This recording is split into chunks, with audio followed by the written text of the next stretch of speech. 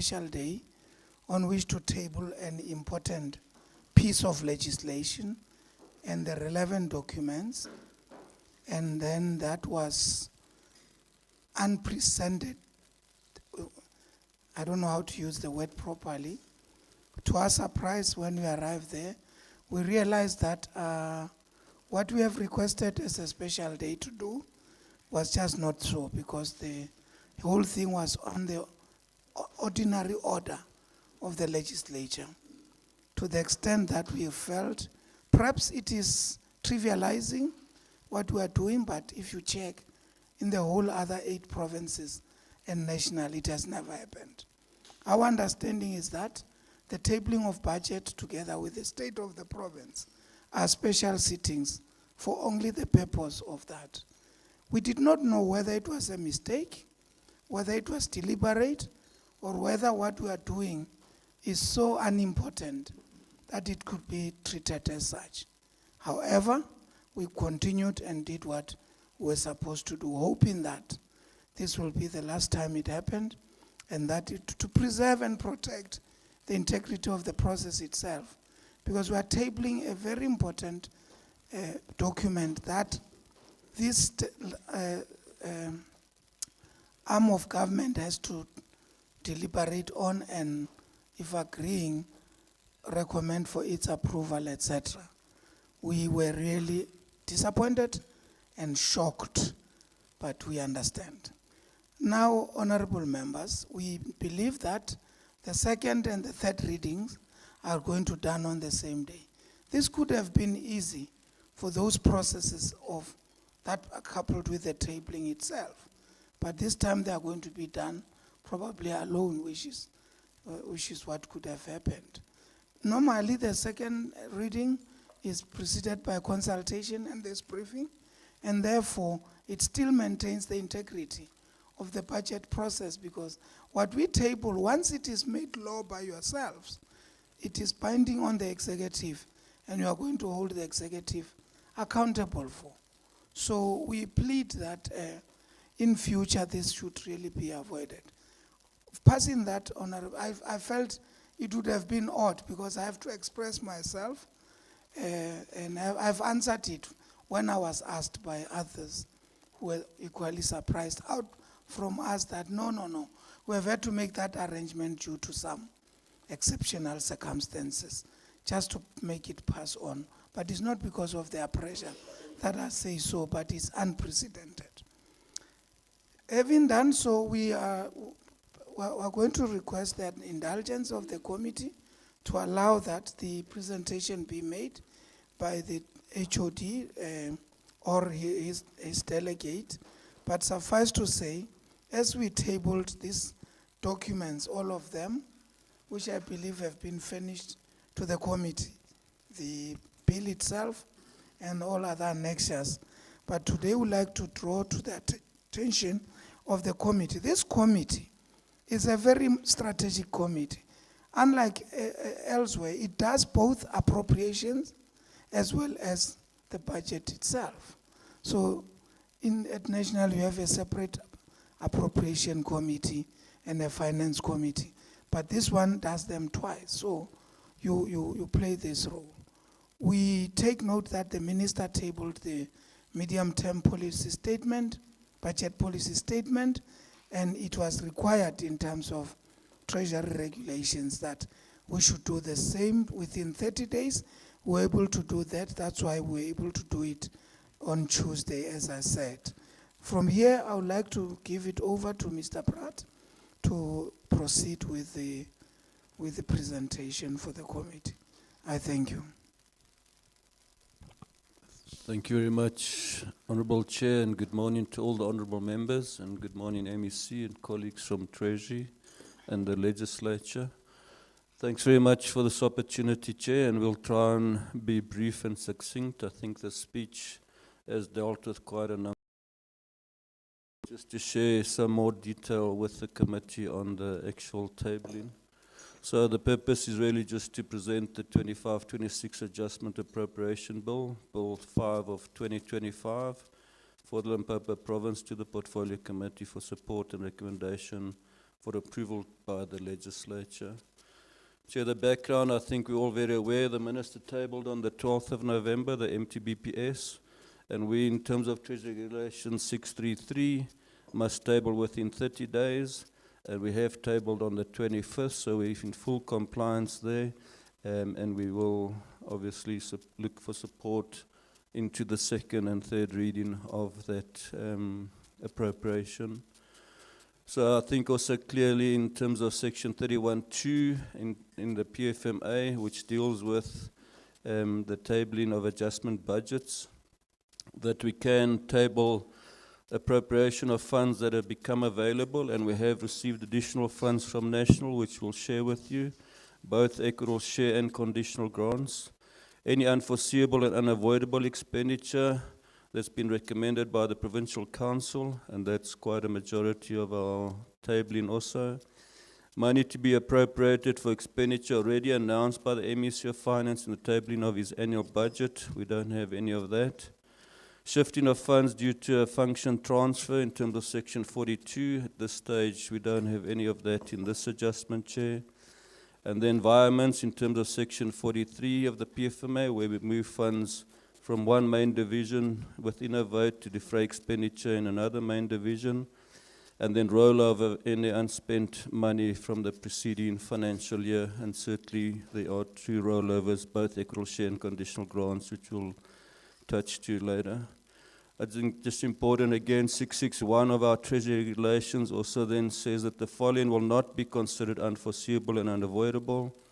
Expenditure that, although known when finalizing the estimates of the expenditure, could not be accommodated within allocations, tariff adjustments or price increases, an extension of existing services, and the creation of new services that are not unforeseeable and unavoidable.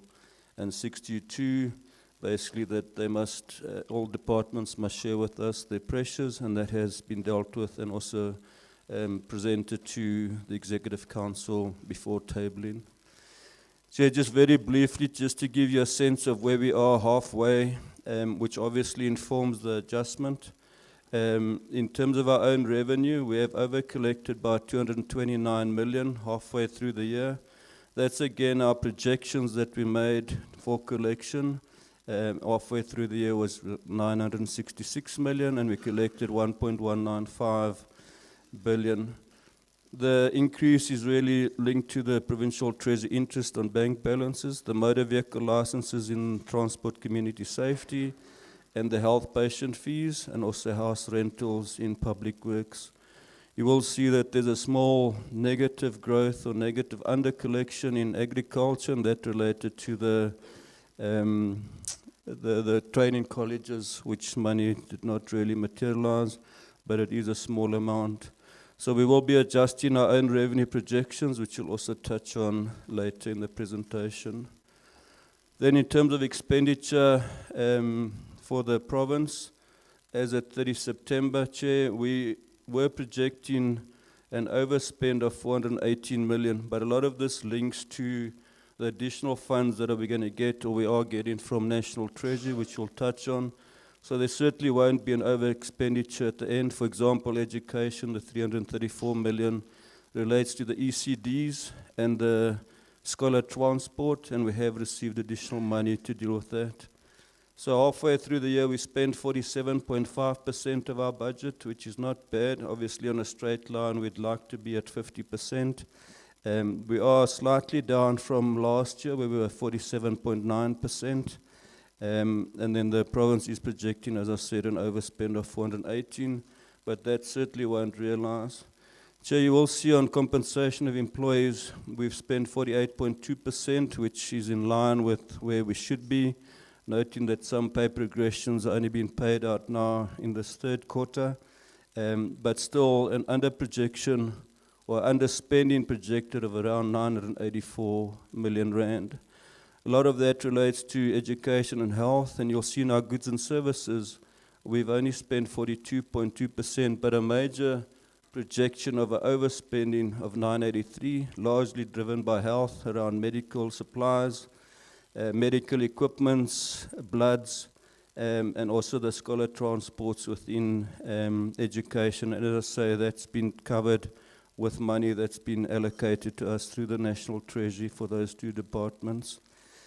Our capital payments is 228 million, where we've only spent 41.3% share. This is an area that we're working on hard and on our infrastructure spend. And we have developed a recovery plan, and we trust that that will materialize, where we then deal with these spendings. The overspends also linked to the disaster funds. As you know, at the end of last year, we gave money to Public Works, which they could not spend in time, and that money is now being reallocated to Public Works. So again, that pressure will not materialize as at year end. So when we look at our approved rollovers, this is the spending for last year. We spent 98% of our budget, but underspent by 1.413 billion rand. This is equitable share, not conditional grants. So we're within the 2%, but certainly 1.4 billion is significant. And you'll see the large underspend was in education, around 644 million. And then in Public Works, 451, which we'll touch on. So we then looked at the rollover request share. We received for 754 million, but we've only approved 419 million, basically because of we only wanted to fund the capital projects within our departments. The goods and services, as you could see, we were not at the 50% yet, and all the accruals would have been paid by September. And we don't see that pressure point, so we did not allocate money for goods and services. But important to note, legislature does retain their 49.2 million rand that was also underspent in terms of the Provincial Legislature or Parliament and Legislature Finance Management Act. It's an automatic retention, and that is part of the rollover on equitable shares. So I think that's just a narrative, Chair. I won't talk to that. Then on conditional grants, again, we spent 99.2%, which I think is very commendable, with our big department, Health, actually spending 100%, and also Transport and Community Safety spending 100%, and Public Works as well. So we're pretty appreciative of this spending. But we did still underspend by 0.8%, which amounts to 99 million.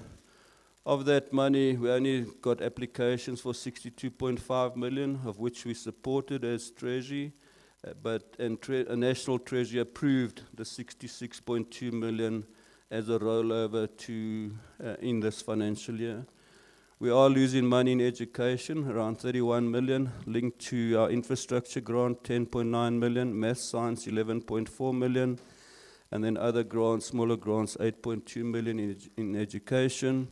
And then in sports, arts and culture, the other bigger one is 3.1 million for the library grant and a small amount on the sports grant. So we have returned 36.7 million to the national fiscus. So we have received a recent update from National Treasury where they are requesting a refund in agriculture, but we're busy engaging with them. But the rollover stays the same, so it's not going to affect the appropriation. If need be, we'll have to surrender some more money in agriculture. But for now, we're just trying to reconcile, because the financial statements do show the figures as they appear on the sheet. So we will surrender that, or we have surrendered the 36 million to National. Then going to our provincial owned revenue adjustment and the allocations that we're then going to deal with. So in terms of our own revenue, we're increasing our own revenue from just over 2 billion, 2.009 billion to 2.267 billion, which is a 12.8% increase, or 258 million. And that's certainly helping us to fund the adjustment and the pressures that we are facing. You will see a reduction in economic development, the only department that's showing a negative or reduction from their main budget. And this is largely to the low revenue collection in liquor licenses and casino taxes. And that's something that we're working on, Chair, to try and increase our own revenue. We've got the team visiting other provinces to see how we can deal with this. But I must share, Chair, that both in Mpumalanga and Western Cape have significant revenue from the online betting facilities that they have, and that certainly puts us behind them. But we still need to look at the other issues. I know there's a recent discussion paper on online betting that National Treasury just published, and we'll see how that impacts both those provinces and ourselves. So then in terms of the additional allocation that we're receiving, Chair, we're receiving 1.715 billion from National Treasury. The first allocation is 362 million from the equitable share, and this is to help retain teachers and appoint additional educators and for budget relief on other pressures. In our province, we have put some money to the scholar transport, which was reduced to try and fund the CIE. So we will be dealing with that pressure, as I mentioned earlier. Then we're also getting 306.7 million on the ECD grant, and this is to increase the subsidy from 17 Rand to 24 Rand per child, and also deal with any other pressures that there may be within the ECD component, and that money is allocated as it is to education. Lastly, in education, we receive 140 million for disaster funding. This is for the storm damage that happened in the previous financial year, and they've approved 140 million of that, and that's been allocated to education. In health, we received 701.5 million on equal share, again to deal with appointment of doctors and other professionals in the health sector, and also to relieve budget pressures. And as we said, some of this money will go to medicines, medical equipment, bloods, etc., where they have got pressures within health. And that's kindly funded by National across all provinces. Then we get a 69.010 million to deal with the previous PEPFAR, or the HIV/AIDS component, which is now our Section 16 emergency allocation, and there is a gazette that has funded that to our province, and each province did receive an allocation to deal with that pressure to substitute the PEPFAR funding. In agriculture, we got a 25 million for disaster funding, again on the CAS program, or the Conditional Grant Agricultural Support Program, and that money will be allocated to them. And Public Works, an additional 110 million for infrastructure, again for the storm damages related to the previous year's floods. The next is just a narrative talking to that. So just to add additional to that, 1.7 is our own revenue of 258, which then makes the total additional revenue available to us of 2.035 billion in the province. So looking at the equal share additional allocations then, Chair, as a province, we have supported that we then give 1.775 million to our departments. Against Coxter includes the 33 million for the Waterberg municipality intervention.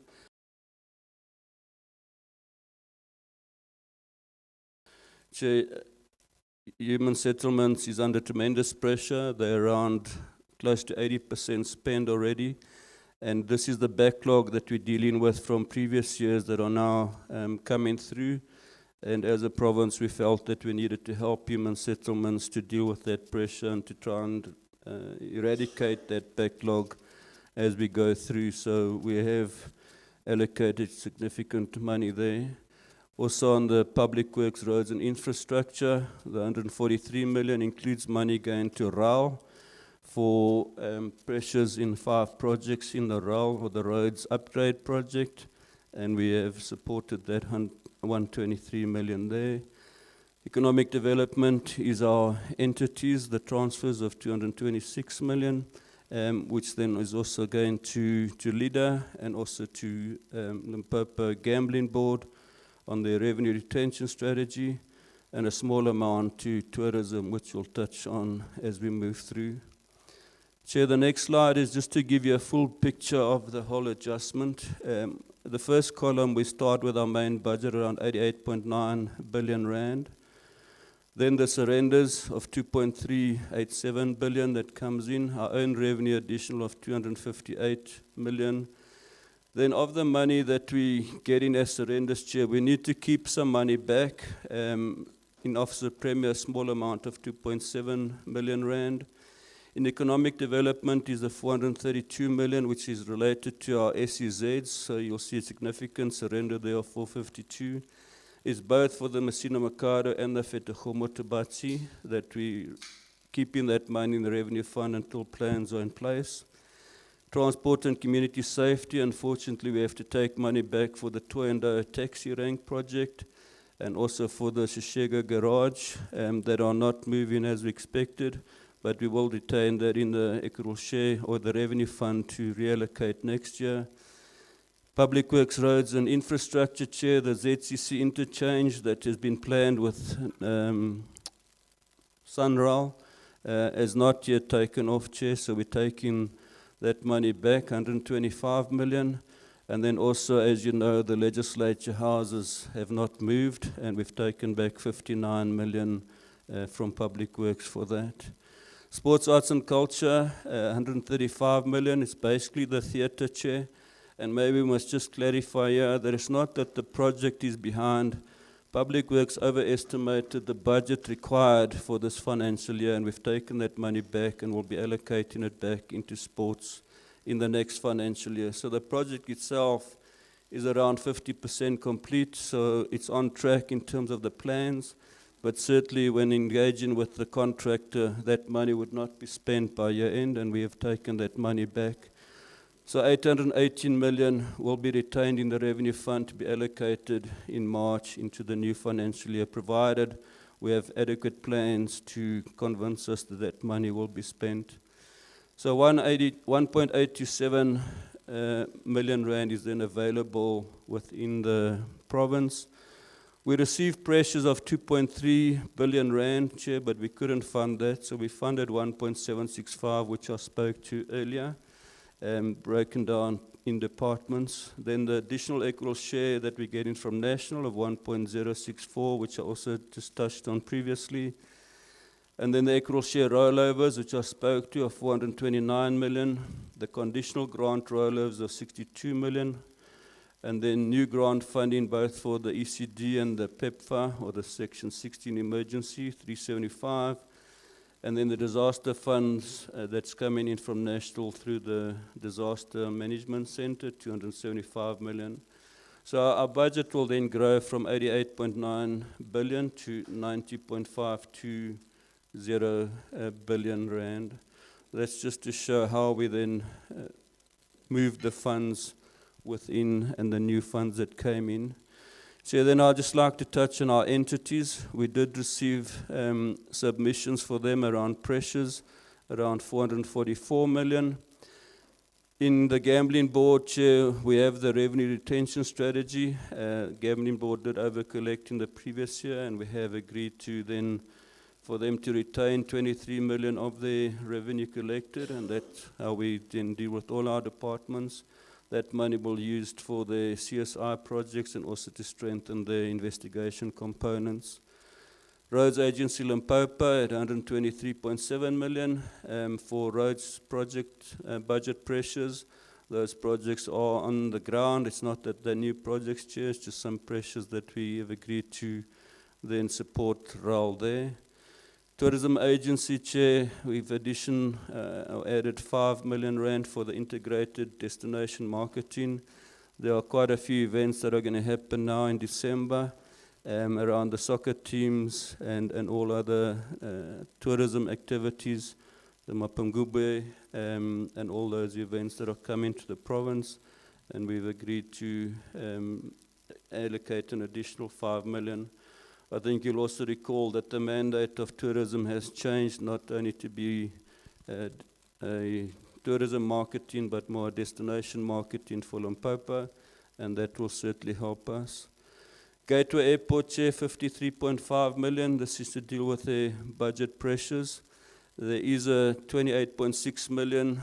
We have had unfortunate incidents where our planes could not land due to the overcast weather, like today. A plane would not be able to come down and land, so we have agreed to fund an instrument landing system which will guide planes down through cloudy weather. Obviously, if it's very heavy cloud, we will still not be able to, but I guess that's the the norm or that there is, and we also, it has got issues around regulations in dealing with those sort of landing systems, and the National Department is working on that. Then there's a court order of 24.9 million, Chair, that has been put on or against a claim against GAL. We are still dealing with this matter. So we are allocating this money as a provisional allocation should that appeal not be successful, but it looks like we might be in to pay the 24.9 million. So we don't really have an option there at this stage, Chair. Then Limpopo Economic Development asked for 237, that's LEADER and its agencies, or its subsidiaries rather, and we've recommended 198.165 million, depending on the legislature approval, as we discussed. So we will then just look at LEADER in a bit more detail in the next page, the 198 million, Chair. Broken down into their subsidiaries, Limpopo Connection was looking for 45 million, 20 million to maintain the fiber and the data center, which we think is important, Chair. They are at the sensitive stage now of negotiating with a potential equity partner, and we need to maintain those equipments to pre-seal that deal. But additional to that, they've got pressures on CIE of 24.8 million.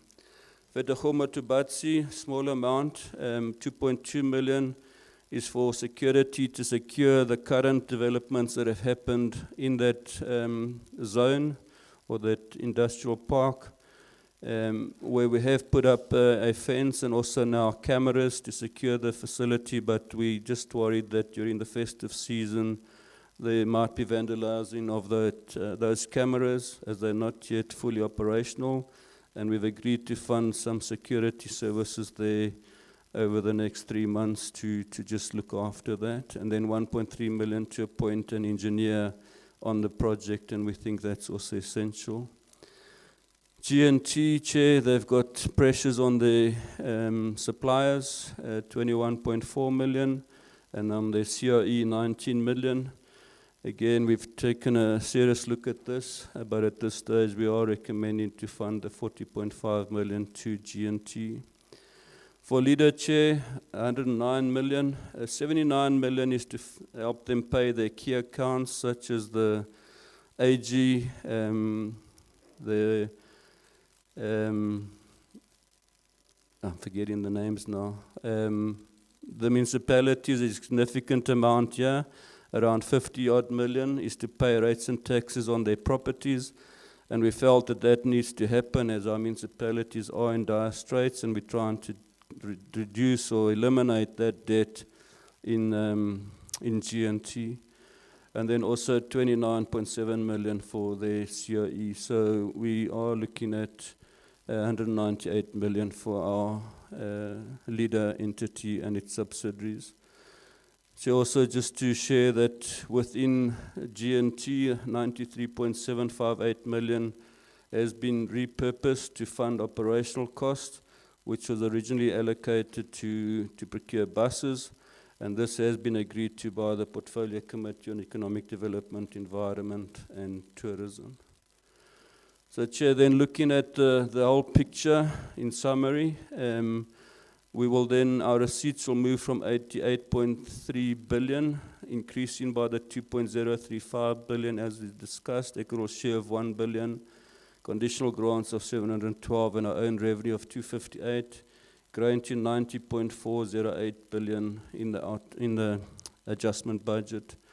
The allocations are there per department, which the MEC has touched on in his budget speech, and I've tried to also speak to them. And you'll see, for example, the sports, arts and culture is just the theatre money coming out.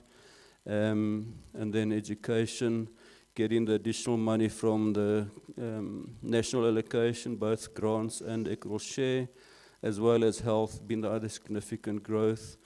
The economic development is actually reducing because we're taking the money back for the SEZs, but then also allocating for the LEADER group.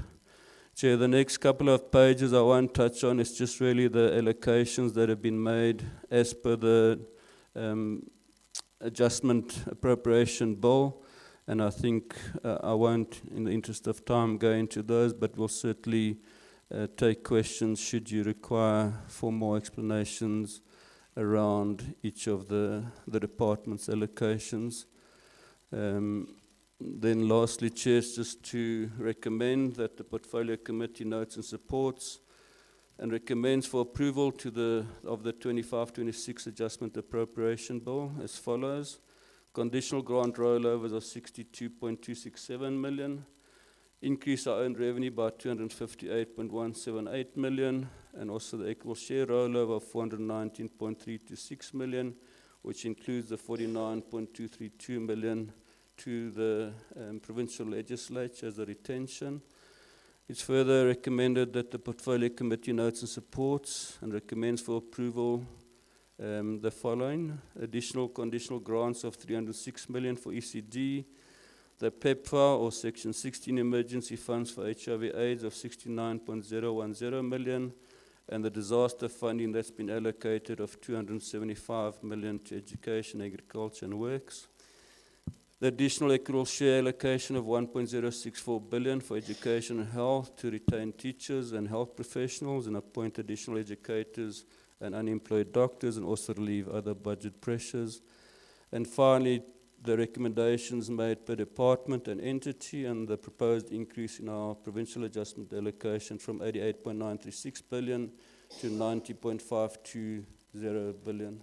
I thank you, Chair.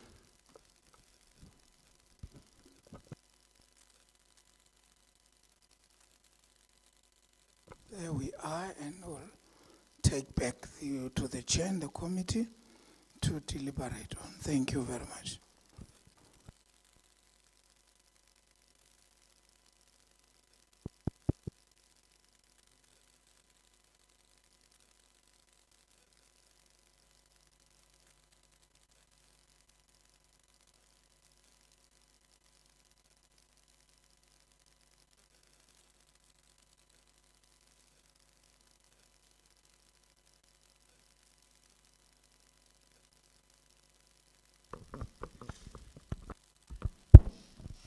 Thank you, Honourable Chair, and greetings to Team Treasury. My appreciation for a comprehensive type of report. But I would like to also ask, when it comes to the variaments that we're doing, and we know that when we come to this stage, we can shift funds to an 8% cap. But what I'm more interested in is, was there any shifts by the departments during the term by themselves that they took on, and what does that picture look like? Was there maybe possible red flags coming into that? Secondly, although that I appreciate the increase in own revenue, mainly from positive cash balances. But for me, it speaks to possibly weak project management from within. So, which then has got an effect on the services that specific department actually comes into play. My question would be, where in the early stages does Treasury fit in to pick up some of these red flags so that we don't actually get to those big over-analysis of finance, of cash balances coming in, those big interest rates, that it actually is in line with your projections? And because that is one of the things that I'm wondering about, how do we stop those issues? You said that the awarding of funds or the approval of APP budgets, or let's call it departmental budgets, is linked to how adequate their plans are, how good those plans are. And HAD, you made reference that we are taking away some of their revenue now, and depending on the plans, we will then reintroduce those funds maybe on. But what I want to come back to is, why didn't we do that assessment in the beginning of the year? Because then we wouldn't have, at some departments like the MMSEZ and some of those big, we wouldn't have had those big shifts, public works. We wouldn't have had those big shifts in the beginning, because then it shouldn't be this big right now. It talks to the assessment that should have taken place. And I'm trying to understand, how do we strengthen that from Treasury's point of view to say, it's like a municipality that would have an unfunded budget. You say your plans is not credible enough or doesn't tick all the 7 or 8 boxes, because you simply are, I'm going to come back at the adjustment budget and I'm going to take 400 million rand from you. And if I would give the 400 million rand earlier to another department, you might see a bit more progress. So for me, it is how do we take Treasury to start playing that role a bit more effectively, so that the adjustment budget at the end of the day actually comes to what National Treasury at the end of the day actually comes and awards us. Honourable MEC, I want to touch on also one of your comments, and I think it's the reduction in the provincial equitable share that's coming up in the next MTF. And due to, let's call it Stats SA, or the demographics, or the net out migration of people out of Limpopo and all of those things. And yes, you made reference to close to about 700 million or 800 million. It's pretty much what we are taking away, pretty much what we are taking now, and then we want to re-subsidize that. And if I follow the discussion on a National Treasury level with the reforms that are taking place and Treasury's attempt to reduce debt and trying to not go and lend funds in the next MTF, which is the correct procedure to do because it will strengthen our monetary value at the end of the day. It simply puts that we've got to do more with less. And it means that when Treasury starts working this in the next 3 months towards the next budget cycle and planning around that, we've got to start entrenching that thinking. So I would rather see some of those funds lying either in your treasury, but in your fund, or in your overarching fund, and based on some credible plans that comes out of it, you then award certain funds that comes to it, because we have got to get into the cycle where we push people, and it's a very difficult one. But those I'm asking, are we, then my question would be, is Treasury thinking down those lines for the next 3 months? Are we pushing into that cycle? And this bailout of state-owned entities, and because they scheduled 2D, and there's a whole lot of discussions around that. And it talks about the management, and we had a very long discussion about Great North Transport, and I might sound like a broken record, but not too long ago, the MEC for Ledet stood here and says the financial model will work, and we will hit that timelines by the end of November, and it will be self-reliant.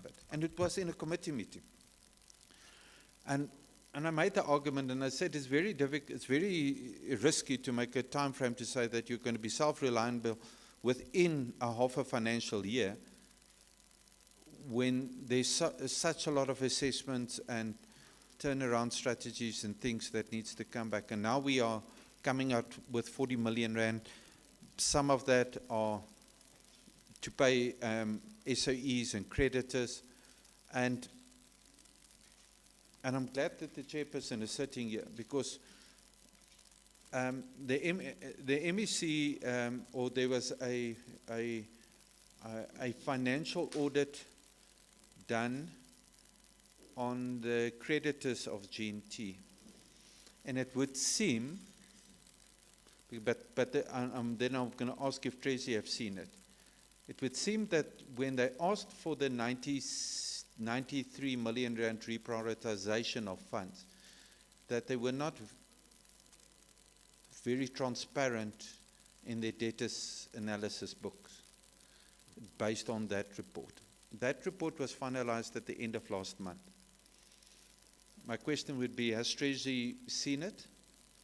And if it's not, Honorable, I will say the chairperson of the portfolio is here. But I do think it is, because when we start bailing this, and you make reference, Honorable HOD, that we're talking about adequate plans, we talk about 100% being transparent. I do think Treasury needs to be brought into that space where a transparent discussion is by the true financial affairs of the entity, because what I'm seeing is that we're going to find ourselves with another bailout and another. The court. My last question will be the 24 million rand goal legal fees that you adducted to. Is it, if it is at fault of ours, which it would seem it would be the fault of as government or the board or something, has the department or has the relevant entity gone through a process to de-regularize that process, meaning went through all those 7 steps, holding people accountable? Have they done that? And if they haven't, has Treasury made some certain strong recommendations in that regard to what must happen? I want to conclude with the following remark, which might not lead with today's discussion, but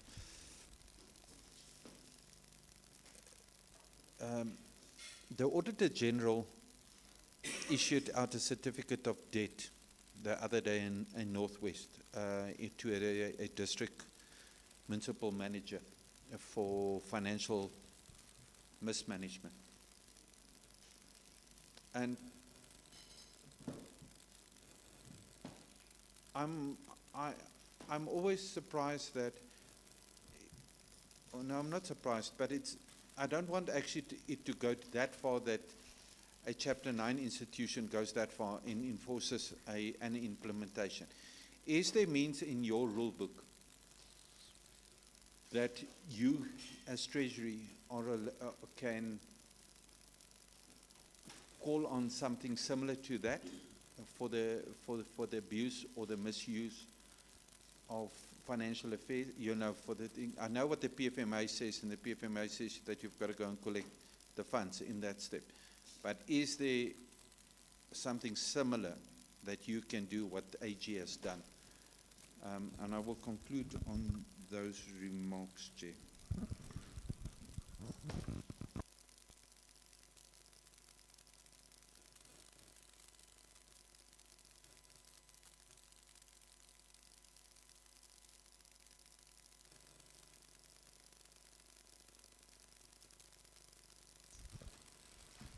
Thank you very much, Chair. Good morning, MEC and your team. I think I must start off from sympathizing with you, MEC, in terms of the complaint. And I'm quite aware that you are not raising it for the first time. And I think at platforms where you raised the matter are relevant platforms that will enable us to improve as we move forward, so that we do not dwarf or even undermine the significance of the day, as it were. And I think in that regard, your concern, MEC, is highly noted. Just on the, I only have 3 issues, and I will start from the easiest, which will be to ask why this time around we did not have the gala dinner. You know, when I came to the city in MEC, I had an extra suit in the car ready for the gala dinner, where we are going to be observing the discussions on the budget. And I think the last time you convened one was quite moved by the extent to which stakeholders are able to dissect the budget, unpack it in more simplest form, to the extent that one is able to gain better understanding of what we're dealing with. The second issue, Chair, perhaps just to ask this girl court order, what is it about? I think you did not go to town in terms of exact what this is about. Also, just to establish if it speaks to capacity deficit or the capacity of GAL to deal with matters such as this. But of course, one would want to know exactly what the issue was. I may not have heard MEC you speaking specifically on the budget for moving offices to Skukuni. And I think I may be very simplistic in raising this. It might have been covered somewhere, but I just want to you, the MEC, to speak to that with more specific terms. Lastly, Chair, just to congratulate the department for having achieved clean audit with no findings. You know, those who belong to the epistemic community, academics, scholars, they call that cum laude, a distinction of excellence. But you see, you must make it contagious to even go to other departments. I know there is 5 that got clean audits, and there is 5 that have got serious matters of emphasis. Just to be deliberate in terms of helping other departments achieve clean audits. We all know, you know as much as I do, or I know as much as you do. Don't know which line is correct, Chair. That clean audits sometimes do not translate into provision of services to the people. Perhaps just to think or rethink about how we approach matters of audits.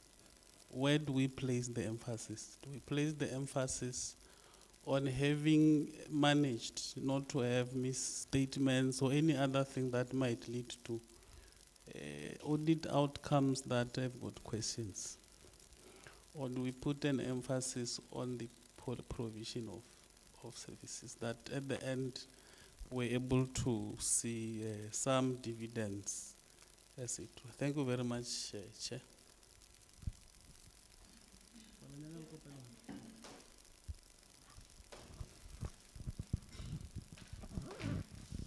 Thank you so much. Good morning, MEC and the team, the chair and the colleagues and our officials.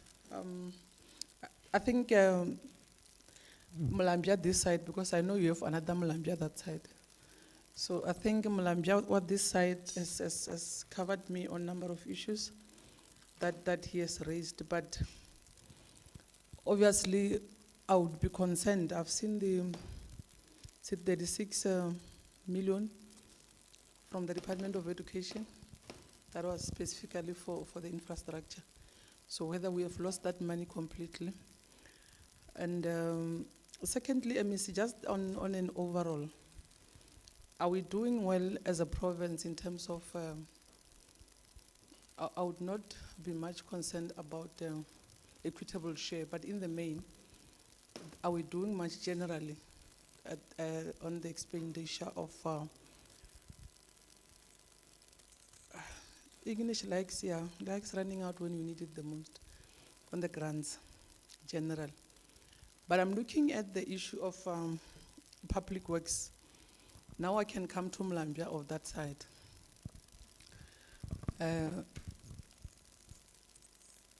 I don't know what is it that might have to happen, MEC, because I'll take advantage that I'm sitting in the portfolio committee of the Department of Education, and the number of issues that on an infrastructure basis, as we move around MEC, we are able to pick that which would wish they could be addressed within a short space of time, but this is very concerning. And now the issue becomes the budget will have to be done by the Department of Education and the allocation. And then the expenditure of that budget will have to be accounted for in another department, which happens to be an implementing agent. MEC and HOD, I'm going to give an example. You heard when I was debating in the legislature, the Rivoni School of the Blind, and I want to believe that Mlambia knows about it. Now, we went there, and I think since we were appointed as a portfolio committee, we're going for the third time, or second time actually. We went during back to school campaign, and we went there on our oversight. In terms of the plan and what we're intending to do as government, is a beautiful project. But now the current state there is a worrying factor.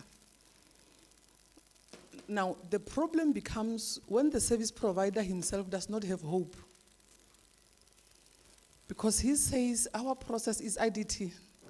Our process now, you know that guy, when we wanted him to answer questions, he might have mentioned IDT vis-a-vis the media more than 7 times, where we're even becoming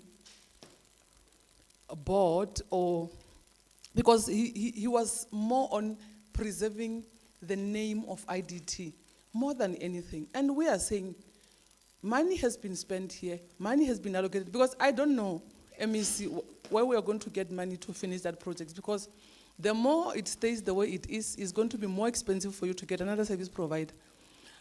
From a layman's point of view, you can see some cracks on the just constructed building. That which says the service provider, the new one that will have to come and complete the work, would also start to point on the structural defect to say, but in as much as you want me to complete, by the time we complete and hand over, it will be my company. And therefore, I have to also fix that. And in the process of fixing, I want more money. So I don't know, because they're saying their process of replacing a service provider as IDT, it takes long, it has caused issues. And as we speak, the service provider there is liquidated, as we speak. Now, it tells you, I'm just giving an example, I'm just picking one. Now, if education now is retaining money on the basis that public works could not spend, now you have projects like Rivoni. I don't know what that it says, and how will the public view it? Because when you go there and say we hand over a project, then the parents are saying, wow, at the end of the day, finally we're going to have a school that speaks to the needs of our children. You know, and I don't know why all the time when we go to Busile Chairperson, it's raining. All the time, I mean, Rivoni.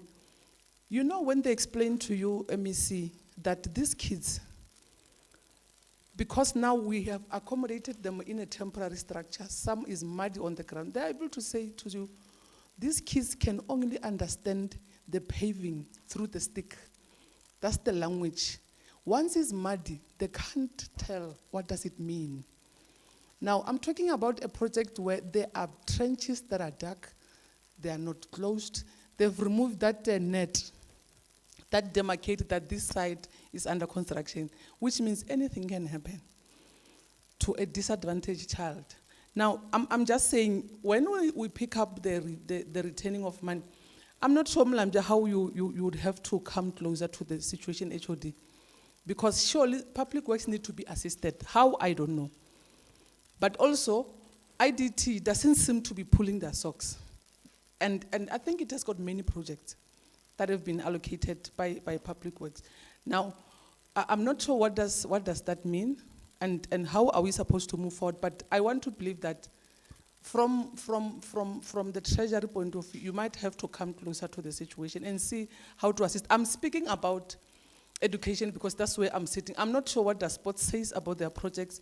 I'm not sure what does health say about their projects. But if this is the similar situation, we are having a problem that we might need to urgently assist. So I think if just on grants as a province, on an overall, how are we doing? Because if we keep on returning the grants money, you know what it means. I give you 2x or I give you 5x, you eat 1, it means you didn't need 5. Next time, there might not be a reason for me to give you 5x. I might have to reduce the book because given your capacity, you can only consume 1 egg. Therefore, I'm giving you 2. You'll eat 1, 1 will be available.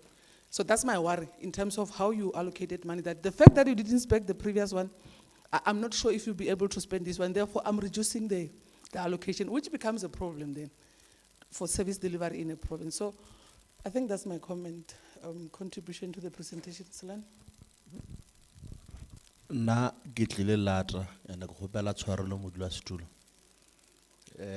mara ntwe nka ya bontšha go gore ke nono bona ba bontšha gore the department they are surrendering a certain amount of money largely from education where Honorable Nkakarini is the leader of, and of course the delay in the what you call state-owned entities.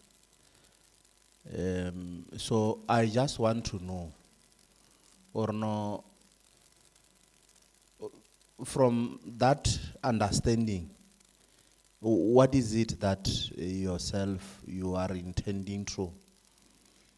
Because over the past years, we've been debated, we've been speaking about underspending, something that we are agreeing that it demonstrates the level of administrative deficiencies, if not leaders who are scared to spend, which ultimately, of course, affect service delivery, affect communities to get their own basic rights.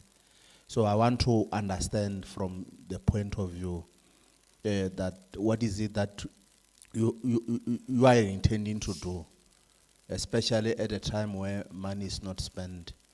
Because you did indicate that at this stage where you are probably at 47%, if not, but less than 50% of spending. Then will this department at the end of financial year be able to spend the whole amount? Because history is the best teacher. Most of these departments have returned their budget to the national or to yourself, because they demonstrated that they are unable to spend that money that you have given to. To me, it's just I'm not the premier. It's a political crime, and it's something that, of course, we understand is beyond you. That these people who are responsible, especially the Executive Council, they are underspending, but you'll find them they are still sitting where they are, and which is a problem. And our role as oversight people or body is to ensure that service delivery is being done to our people But this service delivery cannot happen if people are sitting in their laurels and they decide not to spend money. I mean, it's demeaning. Look at agriculture, the department. Or people, I don't know how to explain to it, I will just simply in vernacular. But what's really chelete, abanya go release, abanya go spend. I get already the inform again. What informs that? Na ebile ke setse ko rogana ka no already know informa ke boloi. Or that is on a lighter note. O tshwere tšhelete. You own budget, you have been given budget, but you don't want to spend it. And you might find that some of the reason why you do not want to spend it is because you don't want to distribute, or you don't want to in broader term, you don't want to spend it for your own selfish reason. And these words, to a particular extent, they are not necessarily directed to you. I know people responsible whom in actual fact we must confront. These are the executive councils, these are officials in this department.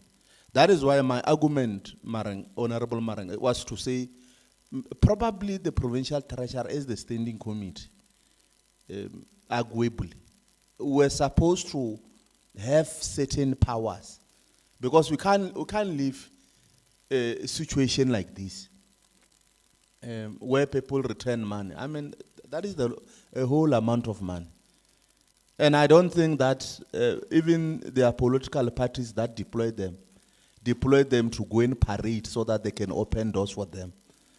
It is totally wrong. But that is beyond you. But for you, I'm saying, what is it that we are going to do? Because we are sitting with this problem over the years. We are complaining. And I doubt if for now, at this quarter year, we are at 40-something. I doubt if we'll reach 100%. Because for us, when we are advocating to say we want all the provincial department to have clean audit, which also it means that some of the budget you have allocated to this provincial department, state auditors, they will be utilized fully. So if they are not utilized fully, obviously you will not have clean audit as it is expected. But there must be something that must be done. And MEC, I think yourself with the department, you have been commended. You are doing very well. You are doing very well from even political point of view. Others in the corners, even if we think of reshuffling, I don't think there will be no political basis for that. But that is on a lighter note for another day. So now, I'm saying that there must be something, MEC, that in actual fact you are doing, especially as treasurer, because you can't give people money and you don't follow whether they are implemented, they are spending or not. And by look of things, from the report I'm getting, I don't think you will be able to ensure that these provincial departments, they obtain clean audit like yourself. Thank you.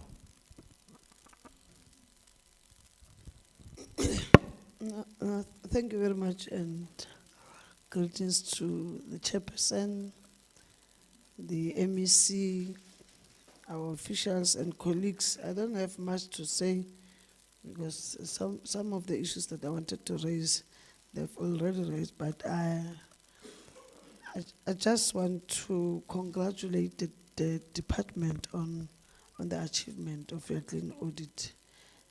I think it's a courage. You must just continue like that. And MEC, there is this issue, man. Honorable Rakhwale wanted to speak about it through you, Chairperson. The issue of a different mandate in a different department, where the Department of Agriculture want to build something to a farmer, and it is not the department that is going to build. The public ways is the one. And when a treasury want to punish, they're not punishing public works, they are punishing the Department of Agriculture. And the project did like public works, and public works are fed in all the departments. Their infrastructure are failing. So I could say, MEC, what is it that we can do? Just run each and every department. I did the but review the conditions. Review the conditions, Honorable Chair. Or we are going to give you this money unless you are sure or little we spend. Or those who are spending, what are the consequence management? So because in some areas where Naki Kisavangara as portfolio committee member, Tilo adi senior ki the department or adi senior ki rena, di no senior ki wa adi verikisha. So osanjo wanele consequence management, Honorable Chair, and as the portfolio, we must follow our money. As the portfolio committee, ya treasurer, we must follow chalete ori ile kai idiraye. I think in the next financial year we must do it. Thank you.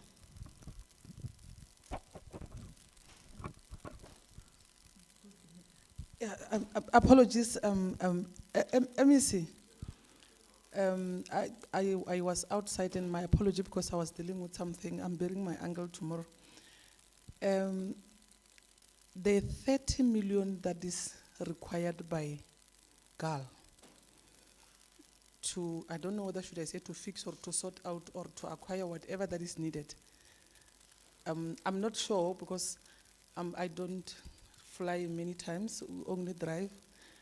The people that fly many times is you, MECs. I'm not sure currently as we speak, the airport is functional. It's functional as we speak. It's not. Because we need the 30 million, it's not. The 30 million to acquire that thing. There's a flight that returned back to OR Tambo during T20. The most time that we needed to sell ourselves as a province, the flight had to return back. And people had to drive, the same thing that they tried to avoid. Now, my main worry, MEC, is that you had to go to Woodspruit to take a flight. I'm not worried because you went there. I'm worried because here is state versus private. It's state versus private. What does the private say? Because the reason why Palabra will never resuscitate is because of Woodspruit. Currently, what would be your reason of resuscitating Palabra if Woodspruit is doing well? Is even having a flight to Cape Town is a challenge. Now, the Premier reported somewhere where we had a forum that you are going to, actually, she said is available. The 30 million, yes, that's a report that we got that money is available. Because now, if the airport is not functional and GAL is continuing to operate as if nothing is happening, then it's a worrying factor. One of the, MEC, I don't like flights naturally. I don't like flights. But if it has to return, when that announcement is made, my heart leaves its position and comes here. Because it says to me, you see why I don't want flying. These are the challenges. It happened to me once we were from Bloemfontein. We had to move around. And that time, the silence that was in a flight, you could even hear the pin falling down. Now, I'm just saying, Woodspruit is also taking advantage of our failures through GAL. And that which is happening in Woodspruit was supposed to be us as government. How many flights are ready to take the risk of saying we can use your Polokwane, what do we call it? Yes. How many flights? Because the flights will not want their flights to be cancelled, and they're fighting with clients because you book this time is cancelled. Imagine if you say today, because I heard them, you took a return. You went there and came back because it's consistent. You knew you can take that decision because you knew that flight will not be cancelled. You can't do the same with this one. To say, I can go to Cape Town today and come back. When you arrive in Cape, they write there on that TV, delayed or cancelled. Delayed is even better. They write there, and that time you have put meetings and say, by this time, I'm sure I'll be in the province. Now, we need to look into that thing. That's why I'm saying I need to know that if that money is there, because the Premier says the money is there. I'm not sure for this financial year you can still be able to resuscitate, or it's for the next financial, but it's a worrying fact. Let me tell you, some clients you lose forever. They will never have confidence in this flight. So that those that you can lose and still, because for us to go back and say, no, I mean, we can't keep on, Chair Mukaba, talking about tourism, how beautiful Limpopo is, but we are failing on the transport mode of bringing those tourists. It means currently as you speak, you must then talk about Hoespruit. Of course, Hoespruit in terms of tourism is the best. You have got a whole lot of things, activities. That is why they have a flight. Now here, if I have to go to Villa Villa or Waterberg as my tourism, there are two critical, you know you are from Waterberg, there are two big, I can't say hotels, what do you call them? Those two big ones that are competing there in Lephalale. You know them, I can't mention them here because it would be like I'm advertising them. But the point becomes, you can't go to Hoespruit in order to drive back to Villa Villa, but you can land in Polokwane and go to Villa Villa. So those are some of the things that we have to look into. And then you then come back and say, then what is the state of the roads? Let's say I then dump the idea of flying. Now I have to drive. Are our roads conditions vis-a-vis the tourism destinations also equal to the task in terms of making sure that you are able, because wherever we go, we'll tell people, as we speak, there's a Sapayopa, you call it what, in the province? Sapayopas need road. They don't fly. The scooters must be on the road. What are the kind of the roads, the infrastructure that we have? For them to come back, I'm told it's a SADC program. It's not even in South Africa, it's a SADC. All your Namibias, your Mozambiques, they're here in the province as we speak. Someone was there last night. I won't mention the name. She knows what I'm talking about. Now, the question becomes, are our road infrastructure, if you return money, is a problem, is a challenge. It means they will never come back because it tells you now, almost all hotels in town are fully booked. As we speak, it's a tourism, is what we want, Honorable Mukau. So it's what we want so that there are jobs created and all this kind. And it's a problem leading Treasury because you are doing well, you are doing your job, but you have limitations, unfortunately. There's where it ends. You can't go beyond. But hence I'm saying, now what then have to happen? Because unfortunately, you must go and say, the homo that you presented to us, it needs an injection. Even if you are not the doctor, again. Yeah, even if you are not a vet, you can see injection just 6 sides. Oh, this one will not come back to life. But they say MEC allocate money. And it's on December. So it's a very difficult position that you find yourself in. But unfortunately, you have to soldier on. But surely there should be some, I don't know. I'm one person who doesn't believe in punitive. I believe in corrective measures. I don't believe in punitive measures. I believe we must correct so that we move forward. But I'm not sure on this. How are you going to move forward? It's a difficult one. He wanted to know if you have got speaking rights. He does. Thank you.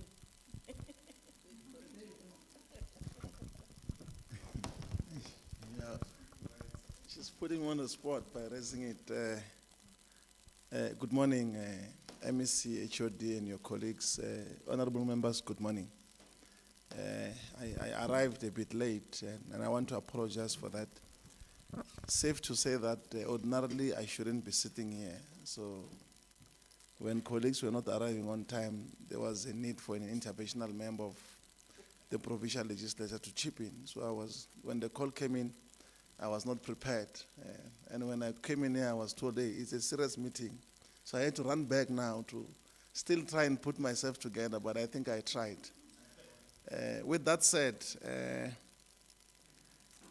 MEC Mawai, you know the unfortunate part of, I want to call it unfortunate, of being the one responsible for actual distribution of money or allocation of budgets is that you allocate on the basis of the application.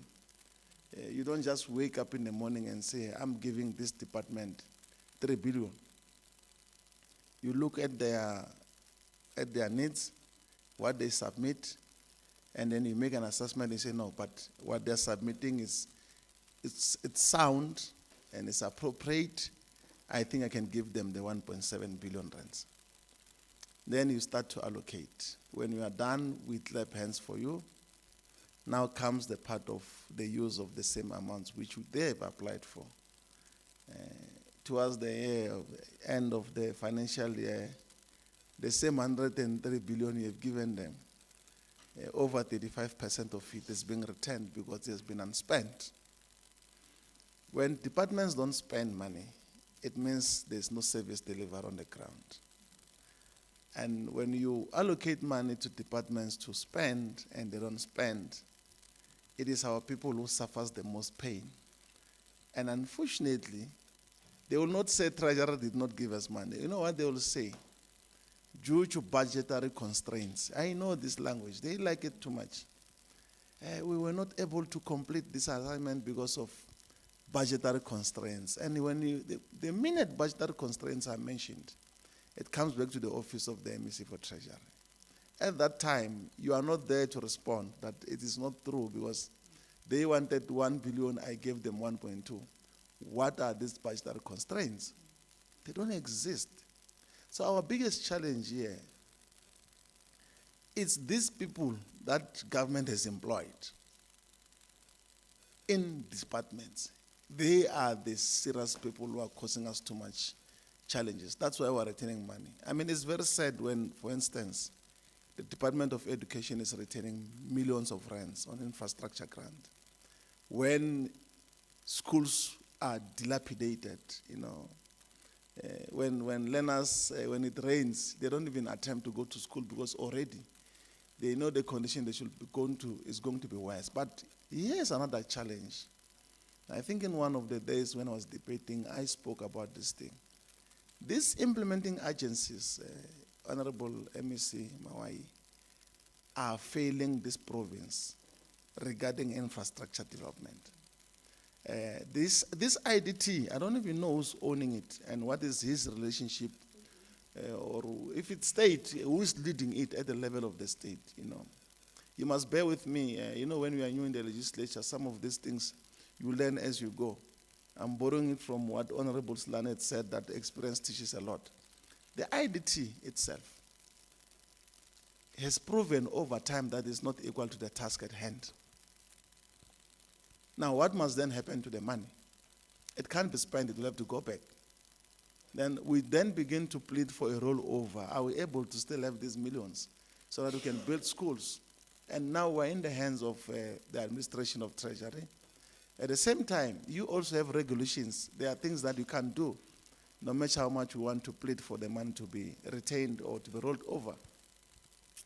So we're dealing with a lot of what I will term leadership deficiency and capacity challenges in these institutions that are supposed to deliver. If we had capacity, I'm telling you, we will not be having these challenges. For me, it does not make sense for a rural province to fail to develop infrastructure when budget is allocated. Let me speak slightly about the public works. You know, government is government because of public works. And if there's one department where we need to invest in terms of human capacity, it's public works, so that it's able to respond to the challenges of our people. MEC Mawai, if I were to speak and say what should happen, I think if the law permits, but it should be able to permit, it's possible, we need an interdepartmental steering session called steering committee that is going to pay attention specifically on public works and its projects in the province. so that you are able to make a determination as to where this money that they are allocating is going. If this committee, for instance, if I were the premier, I'm not saying I have ambitions, but it's not a crime also. It's not a crime as well to have those ambitions. I would establish an interdepartmental committee, and I'll see to it that in that committee, a very small one, I still have all my HODs. In the main, the one that deals with the economic, the economic cluster. I can leave these other ones. The economic cluster for me needs an interdepartmental steering committee that must report on a monthly basis in terms of how far are these projects at. It's embarrassing to talk about GAL. I don't even want to speak about it, but it's a painful reality. If you look at GAL, for instance, it tells you that for many years down the line, we've always been suffering challenges of capacity. There's not been anything happening there. That is why we can't land there, we can't fly there, it's a problem. If you were to establish a committee, as I'm trying to propose to you, your primary function is to chase the money. You are the one who's allocating these resources. No one can stop you from doing that, including the steering committee. No, not the portfolio committee. I think you also need to allocate time, honorable members, allocate time to look at these major projects. These major projects that you have allocated money to. Typical example, the sports facility there, I just don't know its proper name. As you go to Limpopo, that infrastructure that we're trying to build, it's behind in terms of construction. It's behind, but money is there. Now the big question is, what is the actual problem? And the only time you can get to know what the problem is, it's when you go down there and establish. And if there's one tool that MEC Mawai has to assist in monitoring and engagement, to make a determination of what the challenges are, it will be the portfolio committee. You need to begin to start to chase your money. You are allocating these cents as and when they are requested. Make time and start to go to all these major sites. Meet with people on the ground right there and there, including the contractors themselves, so that they're able to ventilate on their challenges. And if they've got challenges of capacity, you can then come back and say, Public Works, this entity, IDT, this entity you have employed here has got challenges of capacity.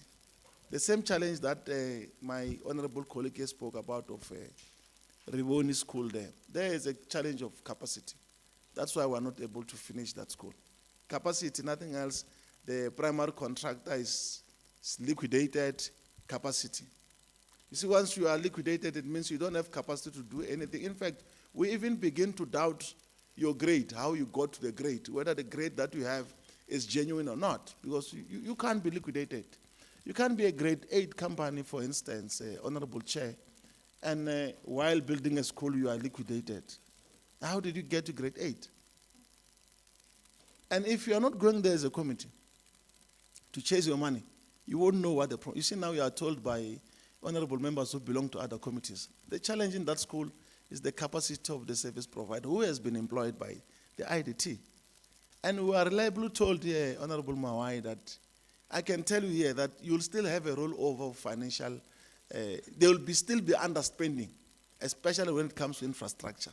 Prepare yourself for that. And the reason why I argue like this is because the IDT, for instance, there was a time when we were pushing for a construction of a school. It was announced to us that the only time it can have capacity to secure a service provider, at the time, we were in June, we were told only in November. And it's in November of this year, now. So imagine what happens when we start the next financial year. We're going to have a problem. The situation of GAL, Honorable Mawai, GAL and LIDAT, I want to put them together so that I don't waste a lot of time. All these 3D institutions that we've put together as government, we've got the responsibility to support them. And we've got a responsibility to see to it that they operate effectively. But we can't always throw money away. You see, we want to fund you, but we want to see the proceeds of our fund. We want to come for the returns. If you look at GAL, I'm not even sure what's happening there. I don't think you have an idea what's happening there. The only thing that is happening there is the name GAL. That is sufficiently happening. When we went to the investment conference a few months ago, a month ago, a bigger portion of the injection in terms of the pledges is looking at the province as a future gateway to the bigger space in terms of your green energy. And how are we going to achieve that when we don't have an airport? That piece of land that we have there, in fact, Limpopo has got sufficient land, especially where GAL is located. Let me show you how business is there. There's too much business.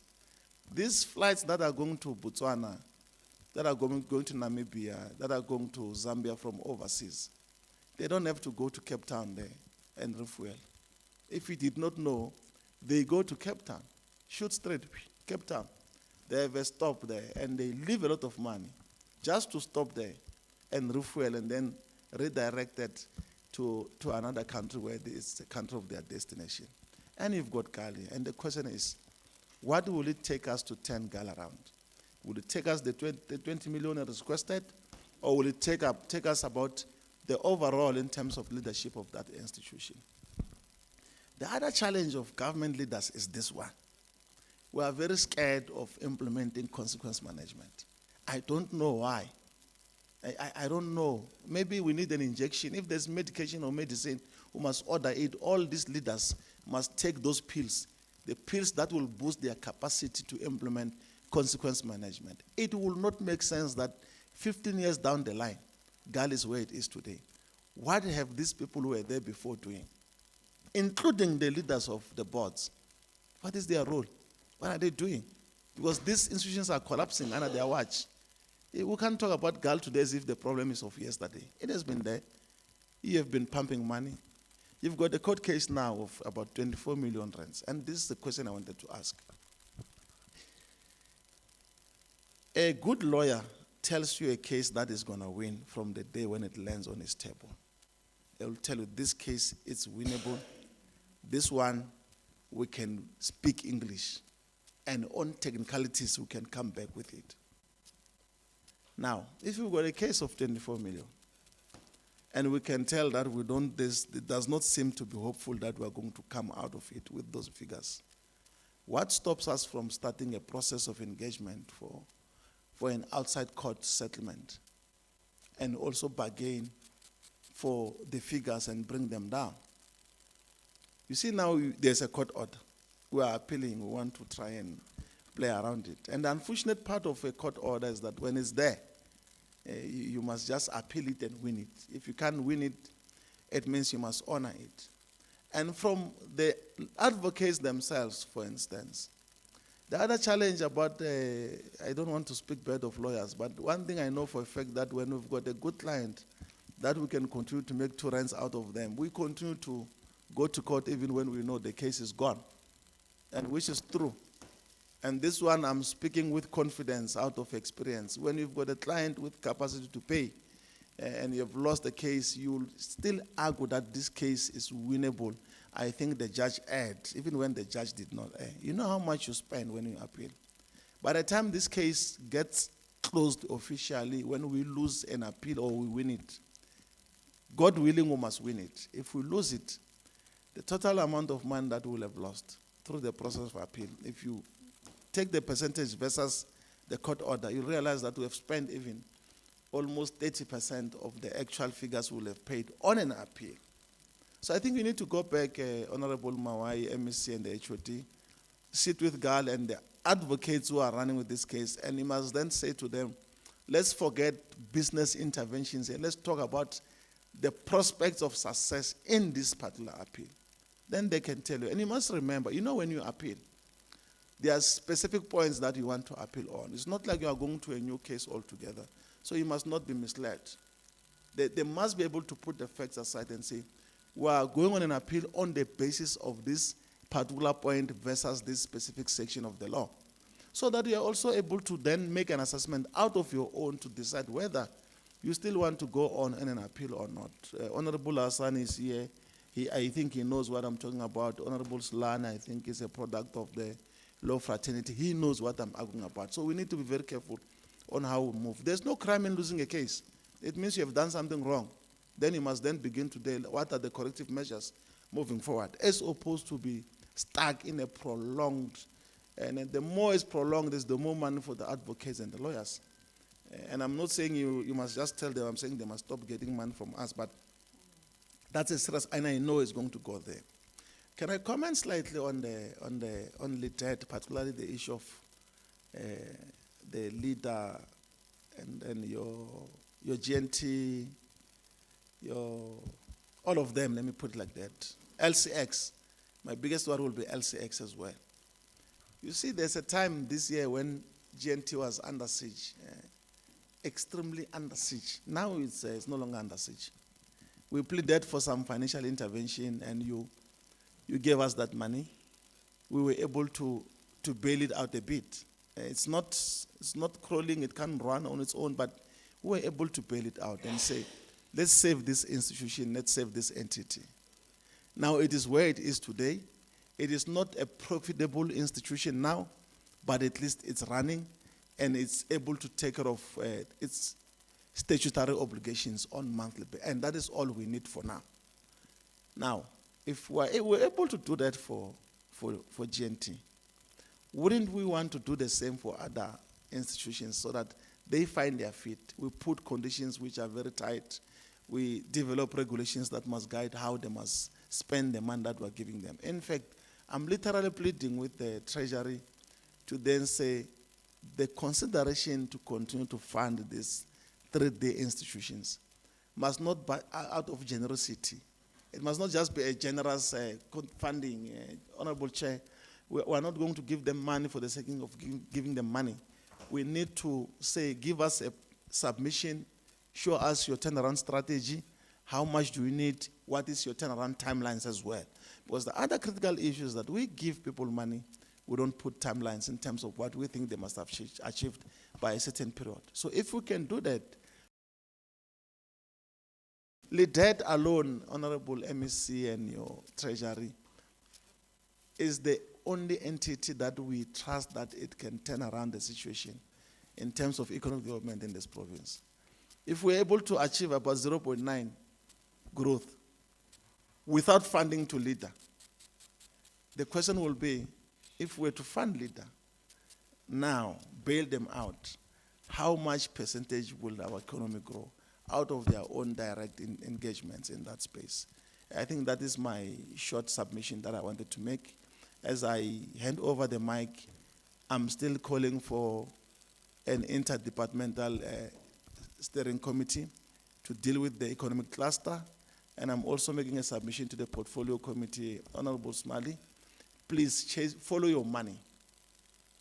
Identify these key big projects and follow your money, and then you'll get the truth. By the time you come back here to report, you'll then realize what is that's supposed to happen from Treasury. Thank you very much.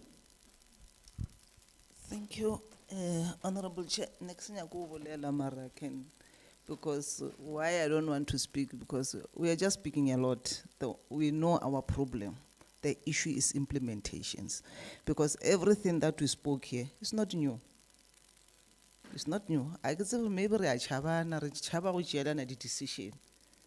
Wrong is wrong. Somewhere we just need to take decisions.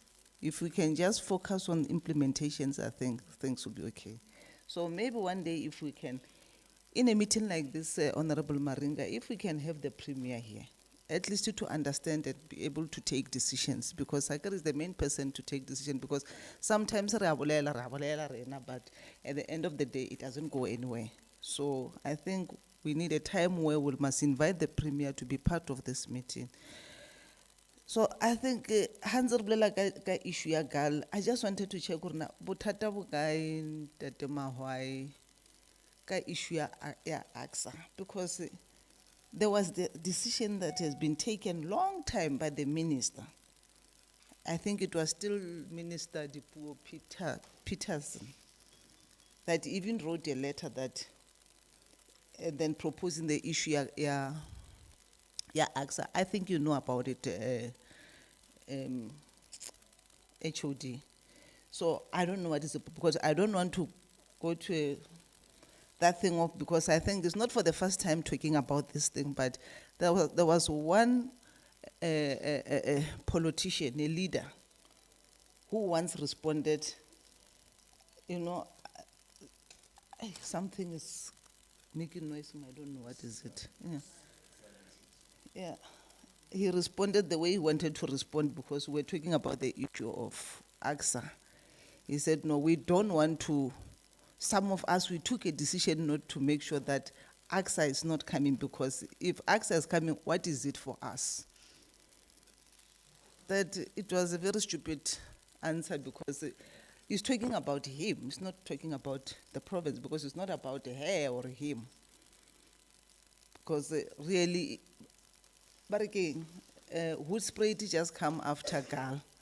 So it means even Lepalala will come while Gal is still like this. I think we just need to do something. So either we just take the route of AXA, then we forget about this. Because really we can't just remain like this. It has been an issue of a land, talking to minister about the land at the airport and whatnot, but feasibility studies, money has been spent. And some of the people must account for that, because feasibility studies has been done. But now what is happening? Because everything has been stuck. That is why I'm saying, we'll sit here and talk and talk and talk and talk and talk, but the problem is implementations. So if people can start to implement and decision being taken for people who are not implementing, then maybe something will happen. Because really we are going to spend 10 hours here, I don't know, repeating one thing, Honorable Chair. Nothing is new. Pension, others will come, will just be the same thing. Then no, we just comply, then get salary at the end of the day, then I get my money, then I go, then I don't care. But at the end of the day, give future and give future. So we need to clean all these things. No, thank you, Honorable Chair. Thank you, Chair. I just would like to add, in the beginning of the budget financial year, we gave 150 million rand towards public works to deal with taxes, municipal taxes. I think that was the number. I see that we're awarding another 20 million. And my question is, why wasn't this part of their operational budget included in the initial? Don't they budget for these taxes within that cycle? I see the Department of Health has got another court order against them, or court orders against them, of 45 million. I see we budget for that again. What does the litigation court orders looks like in the province as a picture? Cost paying against that. The 69 million rand procurement of office building in Polokwane. Which building is that? I don't know if it's coincidence that the numbers are nearly the same, but the equitable share rolled over of the debt of 19.2 million and the 19 million rand of the refurbishment of the Ledet building in Side Street. I don't know if it's coincidence. No, it's not. So the scope of work or the engineering assessment that was done on that building, was it at the nature that it could and it can be fixed, or did Treasury review that analysis before they awarded this budget or these funds?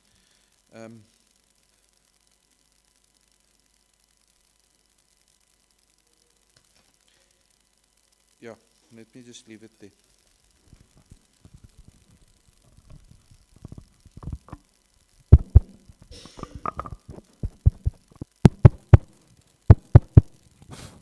Thank you very much, honorable members, for engaging robustly on the presentation made by Treasury.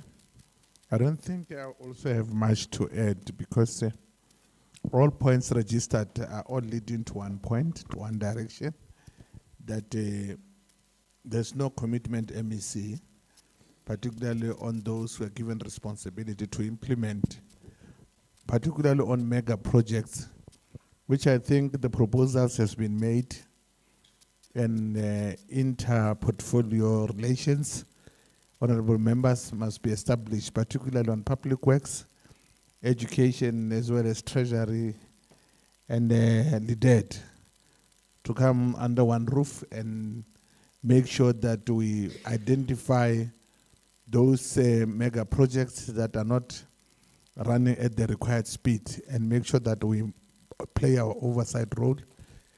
So finally should not come here and always we cry for pains caused by others, because we know once the projects are not implemented, it is our people who are suffering. And if the people are suffering, the question is, why are we here? Because the main purpose why people voted for us to be here is to make sure that we serve their interest. Failing to implement any of such important superstructures for our people is a no-no on the side of our people. And therefore, Honorable MEC, I think with speed, we'll make sure that even if early next year, we come together and we make identification of such areas. On GAL, when we are all engaging, and Honorable Mukaba raised a very painful story, that when AXA is to be brought on board, someone asked such a greedy, I will not say stupid question, it's a greedy, most stupid thing ever. Sorry to say this in a sitting of this nature. You know, once we prioritize our greediness against our people, we are killing this country. Every corner, every space where we're not carrying out our responsibilities to serve our people, we don't want to be like, because we are, as Africa, we're always labeled as the disabled countries, but I can assure you, South Africa is doing wonders, honorable members. We should not despair, we should not lose hope.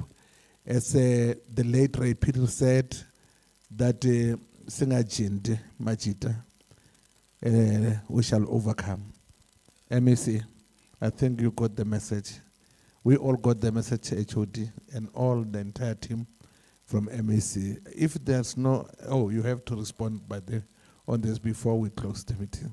Honorable MEC, back to you again. Thank you, Honorable Chair. We are really happy that this was engaged. If you notice, you took far longer than we presented, which means, but sometimes when we arrive there, we don't hear any of the things that you say here. At debate time, we say other things. But, as you know, if this process was not rushed, it is still within your power to summon the entities that were giving money, because we can't respond on their behalf. We are performing functions such as those that are in section 17 and 18 of the PFMA, and that's it. But we are also using our opportunity to give you evidence in order to hold everyone accountable.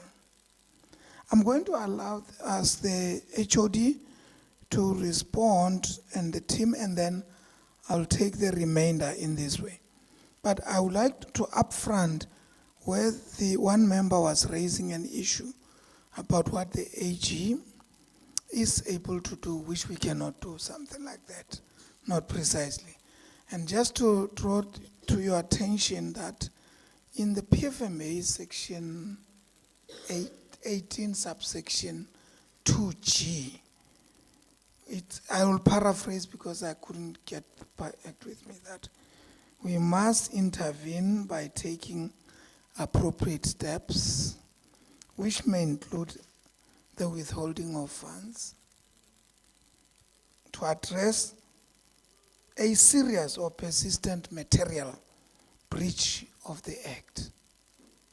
So the seriousness or persistent material breach can still be subjected to the invoking of this section. It was never applied before. We always talk, even our strategic plan, that there comes a time where that should come in. But what are we coming here to do? We give you the information and where it is going, and still within your rights, because we cannot be a player and a referee. There are certain instances where we ourselves, as a department, may also be in breach to some extent. But the evidence that we must provide to you wish we would say if it was going to have, you're going to have a subsequent meeting where you isolate things in which as you pass, and I believe with all your questions, you are preparing to go and recommend for the passing of this bill and all its annexures. I believe that is given. But it could be happening with you, with some caveats, with some, not conditions, things that must happen. We are left with literally 2 months before the year end. The situation we give you was up to the end of September. There could be improvements in October, November. I don't believe in December and half of January. And then I also don't believe there will be spiking in March. Because this is not the only meeting. The meeting today is to consider the bill, the adjustment. But the subsequent meeting is to ensure that it gets implemented. In my speech, and I even quoted the president, I stole from the president that it is about implementation. And how do we enforce implementation? If there is evidence that what you say is not happening, we have no right we cannot either way to prove to you that this is not happening, in which case it can call for your sanctioning or what we can do in our power as given by the Act. So we are also concerned. I mean, to be honest, the interest we earn is not necessarily only due to underspending per se. It is that which we have, which we can secure, because you can't invest the money that is appropriated and make interest with it. That's why when it doesn't get spent, you get it and reallocate it. But if we work together with this committee and us to give effect to these things and start to be more focused in ensuring that we don't even speculate. We say, look, this is not happening consistently and persistently, and here is what should happen. And it happens because we only have 12 months. I'm not trying to give excuse. We only passed budgets, if not possible, if not in June. In June, we're still operating within that threshold. But you know, confidence of doing things when everybody, for the first time in our country, we're not sure extent. But it is no excuse that we put all the money in infrastructure, and we can't see infrastructure coming up as most, especially as this committee, which is responsible for recommending to the legislature to pass the budget. Concomitant to that is what happened, what do we do if it doesn't happen? And we can't wait until the year end. We can't wait until the AG audits. Some of the things we say should happen. If we allocate money for an instrument lending system, which I believe it can't take less than 3 months because we don't have a shop. Maybe it's in Checkers, it's the one in Checkers or what. Probably it's imported.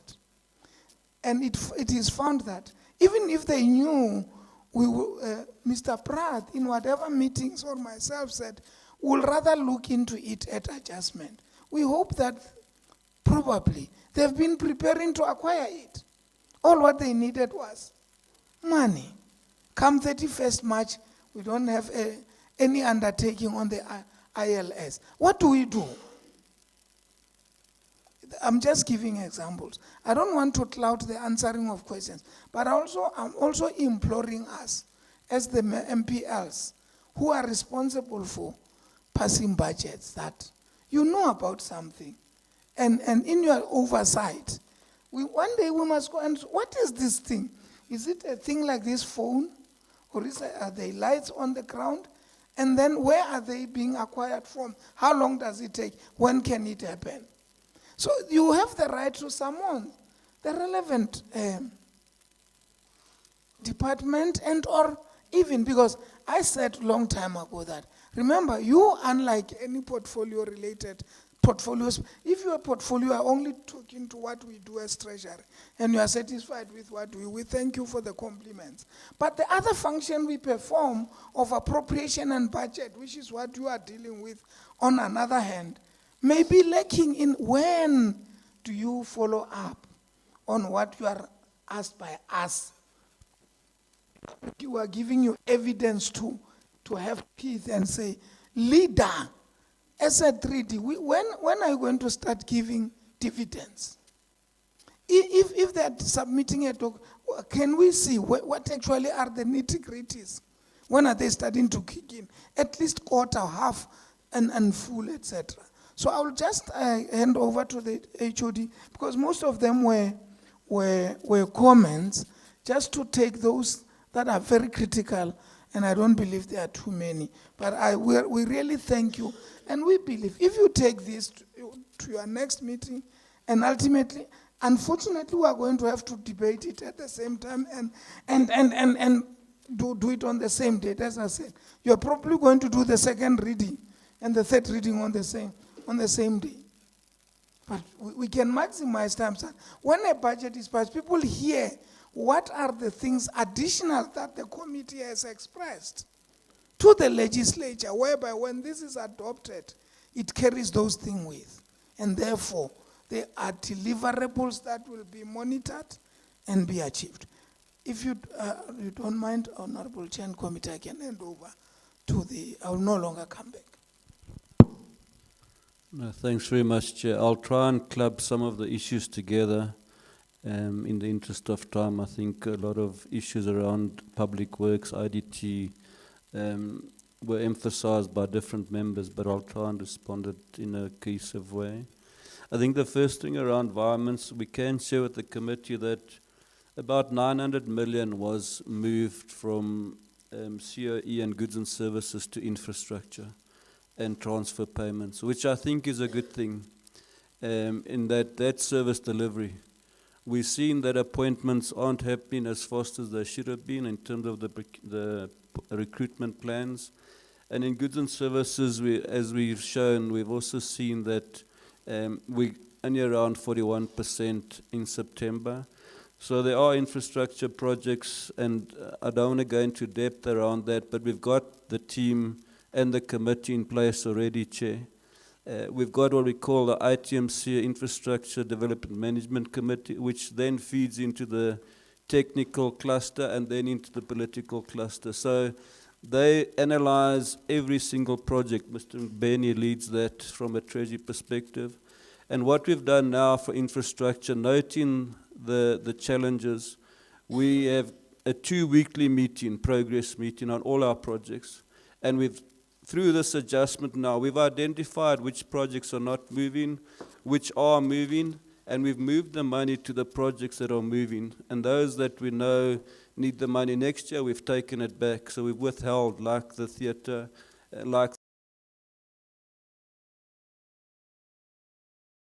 So there's certainly a move, and we've got to be very, very hawk-eye now to watch, and we're watching it every second week with the DG, through Mr. Ngubeni and his team.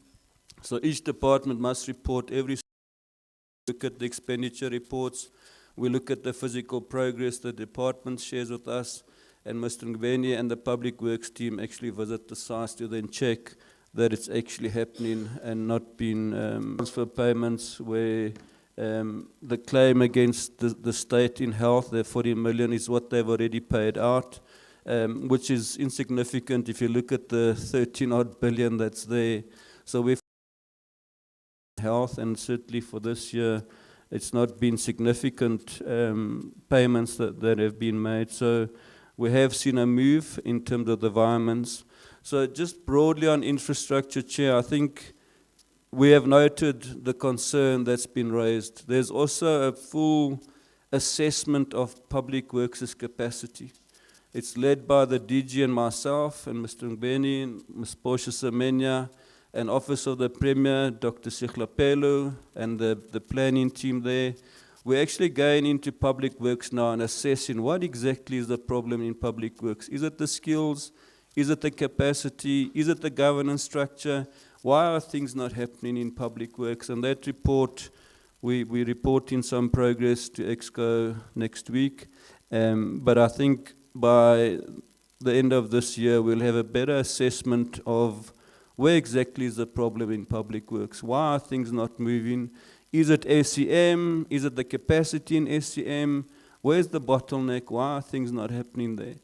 We've done assessments of all the implementing agents, Chair, and Mr. Benny can go on that maybe in another meeting. But we've identified that even they don't have the capacity. IDT, Mr. Benny can correct me, doesn't have a quantity surveyor. But they're getting all this money from education. So in education, Chair, what's happened is we've taken projects away from IDT, Imvula Trust, DPSA, and we've given it to the internal infrastructure resource unit, which is around 60% already spent half year. So the other projects that are not moving in education, we've taken them away from those implementing agents and given it back to the internal unit within public education. And we're also using health's database of contractors. So we believe it is a risky move that we're making, but we certainly believe through that we will move with infrastructure in education. So their own projects that are managed by themselves have moved tremendously well. Health has moved well. Public Works has struggled on their roads component, and now we're trying to understand that. Remember, they've moved money from RAL to Public Works, and that whole debate. So we're also looking now, how do we fix that and give it back to RAL through Public Works? So we also have the view that Public Works and RAL, the roads, will be spent. A lot of those projects are 2-3 months projects, just rehabilitation. The upgrades, as I said, have moved. We're now giving them additional 123 million because they're under pressure. And we don't want them to leave site and then come back. So there's a lot of work that's happening on infrastructure. We've assessed every public implementing agent. There are challenges. And we've now noted those. We've assessed Public Works. Now we're going in a very deep dive in Public Works to see where can we help them to deal with infrastructure. So as we sit now, Chair, we also, on Wednesday, we're going back to EXCO to give an update on our infrastructure turnaround in terms of spending and the project's progress and how we see it as this committee, that we think you'll probably still underspend by a couple of million here or there, or we think you're going to make it. So we're trying to be very open and transparent in that process with the Honourable Premier and the EXCO. But at this stage, it looks much more promising than where we were, let's say, in September. So a lot of work has happened around infrastructure. Maybe just to talk on the allocations, Chair. You know, in the past we used to give, let's take education, the e-education, we just said 100 million. Here's 100 million for 3 years. We said Public Works, buy buildings, here's 100 million for 3 years. Go buy buildings in the town. But we don't have proper costed plans to talk to that, to inform that process. So we've now developed what we call the LDP funding framework. So all our priority projects that we gave money to in this existing budget and previously, we were drawn from the allocation letters, preliminary from our departments.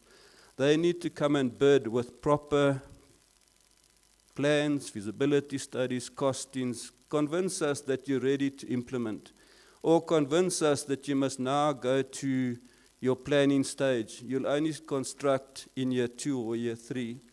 And for infrastructure projects, we are basically suggesting that 24 months before you start on the ground, we want your plans. So we're trying to change that perspective of, can almost say, thumbsuck numbers that we put to the priority projects.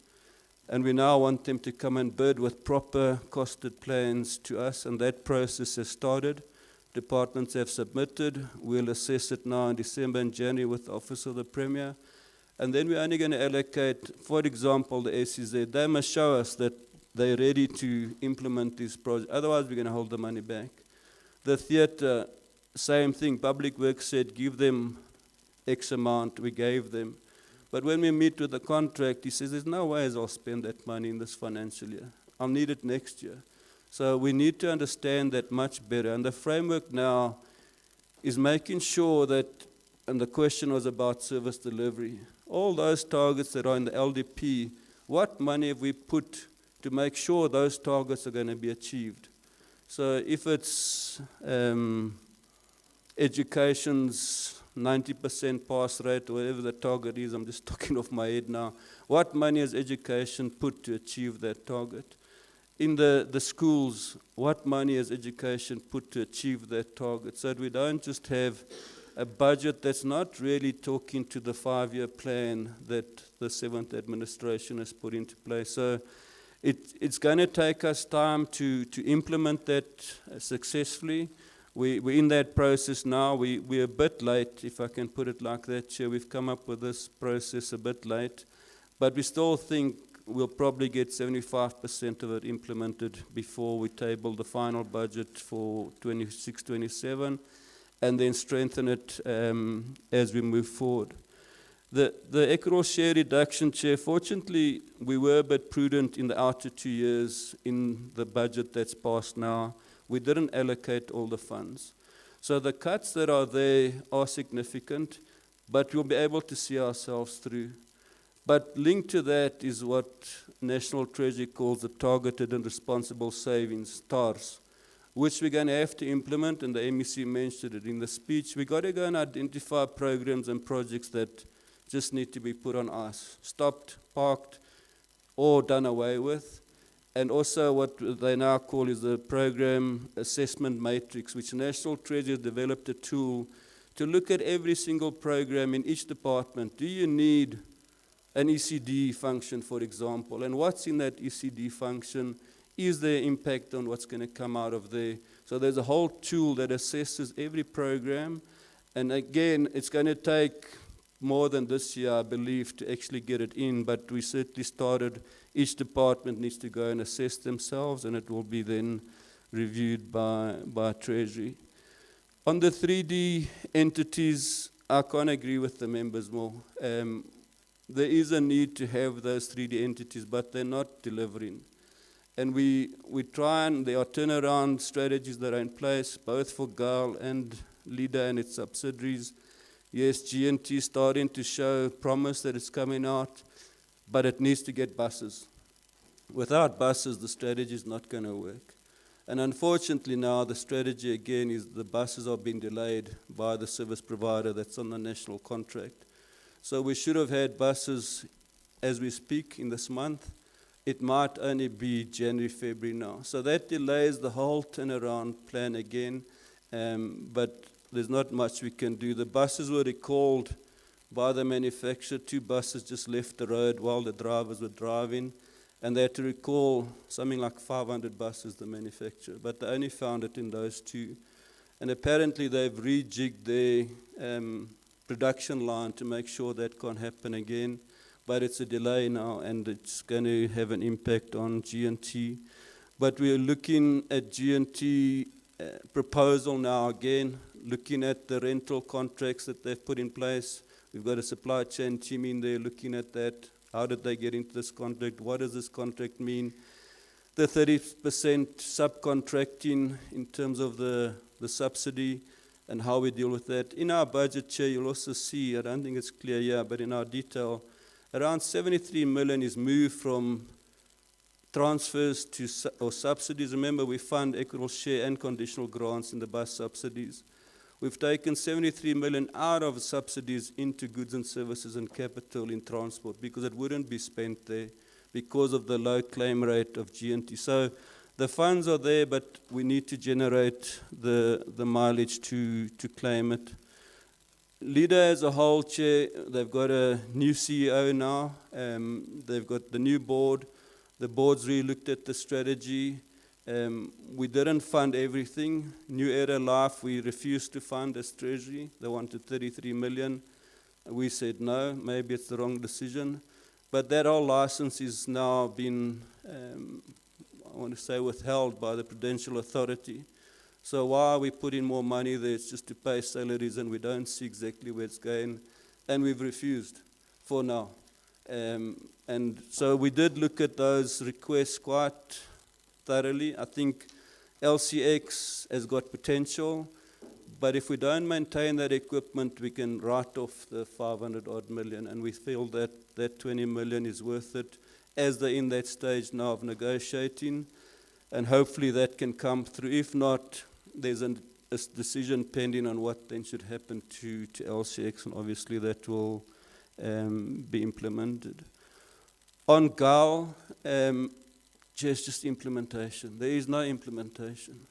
If you look at the parking facility there, you go and you get a piece of paper as you drive in, and you give a piece of paper as you drive out, and you pay your 10 rand or whatever. And we've given money for that, but nothing's happened. And we're asking them why. I've put in a security system in my 3 buildings in Polokwane, and it took me less than, a tender period, maybe 3-4 months, which opens the boom for you because it recognizes your number plate. It doesn't have the pay facility, but those are things you can put into that system.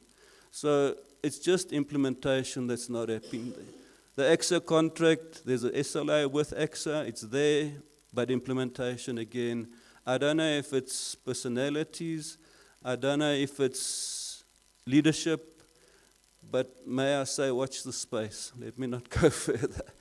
There are going to be changes there, Honourable Chair, and I think we're very aware that we need implementation there. And I think Honourable Makaba touched on the one option that we've got to start looking at holistically now. Why can Hoedspruit work and GAL can't work? Why can't we bring Hoedspruit operator into GAL or Polokwane International Airport? It's still our property. It's still, they'll have to rent it from us or enter into some. So there's options that we really need to look at. The hangars facilities there, they're there. Airlink now is using the one facility. But it's just not taking off, and we will certainly keep the committee updated. But we're not going to get it right if we don't start implementing the projects. The court order, Chair, it relates to a forensic audit that we did there quite a few years ago, where it was recommended that one of the contracts be cancelled. That contract was subsequently cancelled, and obviously the supplier took them to court, and the supplier has now won the case, if I can put it like that. Our view in the Premier, we only got a year of this when we started talking about the adjustment budget, that there's this claim. And Premier instructed Officer Premier's legal team to look at that and see what can be done, negotiate, appeal, or let's settle. That's why we've put the full 24 million there. It's a court order. If we don't manage to settle, I don't know if we can appeal with the courts there. And we're told that there's timelines. I'm not a lawyer. If you don't appeal within a certain timeline, you're not going to get it through the courts anyway. But maybe we can negotiate a settlement, and we've left it with that. So whether there's action, Chair, it comes back to our forensic report. Action should have been taken then when we found these supply chain irregularities. Unfortunately, a lot of those people are gone. Some have passed away. But it's still on our radar to make sure that things are happening. So if you pay out this court order, it's going to be another issue that needs to be dealt with. Someone has to pay that debt, and someone's going to have to account for that. So it's not that we're leaving it there, but for now it's really beyond us as Treasury, and Office of the Premier's legal team is looking at that. On the MI certificates or the AG certificates, we don't have and I think MEC answered it quite well. We can withhold from a department, but we can't claim from an individual without going through the whole disciplinary process and finding him or guilty, much like AG would do. But it's something that we got to start looking at in these loss situations. So any irregular expenditure where there's a loss, it cannot be condoned, and that has to be dealt with by a department, and we need to hold them accountable. The Sekekuni offices is necessary, Chair. We're moving Sekekuni district to Jane Firs into the actual, but again, the planning is not yet ready. And there's significant money that's required for that, both from ourselves, the municipality, the district, but we don't have full costed plans exactly what's going to happen there and what our contribution. We can go and build our building. The district municipality wants to build, Makura Tamaga wants to build. Then there's a whole township linked to that. So we are cautious to put money to that project as we speak now. I think we can share the Limpopo Gautrain speed rail, if I can call it that, 80 million. We've taken that back from transport because it's not yet at that stage where we can start implementing it. So the minister has made certain pronouncements around that, and we've withdrawn that money in this adjustment. It will come back to us, and we'll see if we get a proper costed plan as we require, then we'll push that money back into next year through the committee's approval, obviously. So Sekekuni, it comes back to planning. Is the need, but who's going to do the bulk? Who's going to pay for what? What is province going to pay? Is the municipality going to move? Is it going to stay in its existing offices, etc., etc.? So there's a full task team that's looking at that. But as Treasury was saying, let's not put money there for now, and certainly not in this adjustment. If we can get that before the March budget, we'll certainly then look at our contribution. On clean audit, Chair, yes, and we appreciate your comments on Treasury, but I think we've really moved now where we've got 5 of us clean, and I think we can sustain. We've developed a clean audit strategy. It's in fact been approved on Wednesday by EXCO, where we've identified specific shortcomings in each department. What cost you your clean? Why have you got these non-compliances? And our team with Office of the Premier in terms of performance information, a lot of work has happened there also now, because you're not going to get clean if your performance information is not reliable, accurate, and useful. So there's a team in Office of the Premier. Our internal audit unit is working on that too. And obviously DPME, they're currently reviewing our APPs that will come to the legislature in March. And so there's quite a thorough review process that's going through now. AG also, we've asked them to look at these APPs before they get tabled. It doesn't help they come after the fact and then pick up a certain gap. And that's our combined assurance process that's starting to work with AG. They've got a role to play, but not only after the fact. Let's be more proactive in that process. And I think we'll certainly, we hope to improve. I think education made a massive move, and there we did focus on the capital projects, and we got it right. And that gives us hope that we can get there. I think health has moved tremendously well also, and certainly in our clean audit strategy, we're now targeting 8 departments for the end of this audit period that's going to start in January. So I think it's realistic. Legislature will hopefully come back, and then we've got another 2 or 3 departments which we really think are close to clean, and we hope to achieve that. On the conditional grants, yes, we've lost the 10 million for the underspending, and it's unfortunate again. We lost the 187 million, and even at year end we couldn't satisfy a further 10 million, and we've now lost that to national. But I think generally, as we speak now, as of September, our conditional grants are on track. The only one that's a bit low is Public Works. And you'll know that Public Works has also got the Willie Sizwe Bridge project in it, which is run by Defence. It's in our budget, but we don't have control. And that project has now certainly taken off, Chair. We've seen some photos, and Mr. Gbeni has seen some sites where those bridges are starting to be rolled out by the Defence Force. But it's not spending again as much as we thought it would, but there's nothing much we can do about that, and we are engaging with National around that one. The Ravoni School, I think Mr. Ngweni can talk better to that, Chair, but we certainly note the concern there. The spending versus surrenders, as I said, the infrastructure or the implementing agents' capacities are lacking. And we really got to look at that, and that's what the team is doing now. And as I say, we're moving projects away from them, even away from Public Works in education and health to the internal infrastructure units that are there.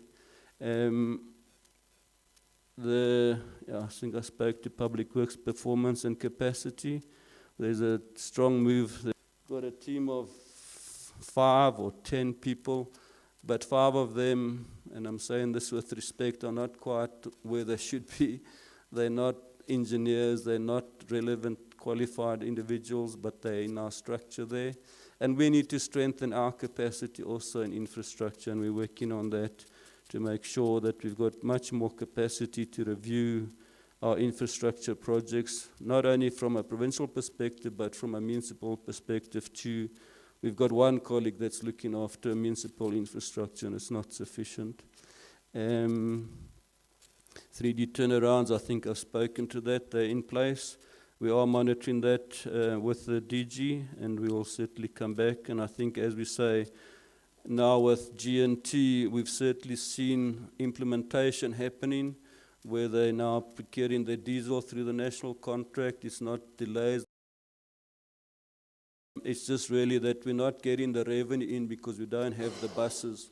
And we need to get the buses, otherwise it will not mature. And we're working with them to deal with that shortcoming. AXA, I think I spoke to, there is a contract. It's just about implementation. Public Works rates taxes, Chair, it's a much more deeper issue than just what we gave them. We've recently received quite a number of properties from the National Department, which are now being the previously unsurveyed properties that are now being given to the province. We need to transfer them into our name. But there's around 400 million rands worth of rates and taxes debts in those properties that we need to try and address. And we're now trying to assess exactly which property is it, which municipality is it.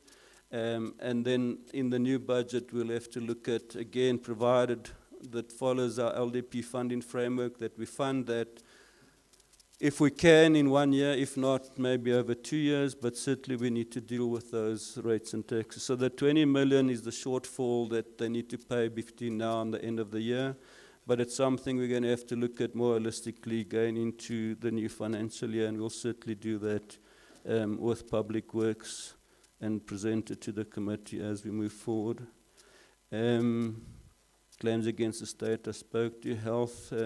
Chair, we did respond to your previous questions on the whole health claims issues on our response, but if there's any additional information, we basically took it as it is from health. If we need some clarity, we can certainly go back to health, but there's still significant amounts. The legal costs are also tabulated in that response. I just don't have it at hand. The building in Polokwane is Public Works' building that they're buying. They've also, through Public Works, they've also, can I say, wired money from some of the projects that aren't moving to then purchase this building. And there's the shortfall of 69 million, which we're proposing to fund in this financial year. The Side Street building, I'm not sure if Mr. Ngubeni's got more detail on that, Chair, but the building is refurbishable, if I can put it like that, and that's a project that's happening as we speak now. It ran out of funds, and we've given additional money now to make sure that we can close it off. A lot of the elected officials are doubling up in offices in the Evrediki Towers building, and we need to get that building functional again so that we can deal with the HR issues or the occupational health and safety issues in Ledet. It's just not feasible to have people doubling up like that in small offices. So I've tried to respond to all of them, but thank you very much. Thank you. This is all from us, and we will be pleased. If there will be any follow-up, we will do so.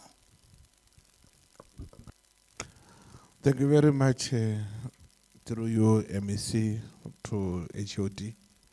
Honorable members, I think responses have been enough for questions raised, recommendations, and many other issues raised. Anyone who wants to have a last bite? Can you call it last bite? I think there's one that the committee must monitor, and this is the property transfer that came for 400 million rand of taxes. And that's a massive impact on, it doesn't matter which balance sheet you're looking at. And I always believe that function follows, money follows function. So even if we amalgamate departments, put them together, there's like an overflow, and there's a need for a discussion on another level to lessen that burden. Chair, and I will just leave it as a comment, because I do think it's something that, from a political point of view, from that side, that discussion has got to be, and we should make that as some sort of a recommendation later on, because it will come to bite later on, because it will take 400 million that is meant for services to go and pay a debt that wasn't ours, and I will just leave it there. Thank you very much. As you said, it's just an input on this. I think in the absence of any, I'll just say, through all the inputs, it tells us that the whole thing rests with us as portfolio committees. If you were listening to the MEC when he registered, that they are doing their part, but on the other side, we will follow what Honorable Kupa was saying. It should not just be rhetoric. We must follow our money, Honorable Dr. Slan. Based on that, I will just say the officially meeting is closed. Announcement. Normally we don't have. The table will tell you if there is announcement or not. Thank you.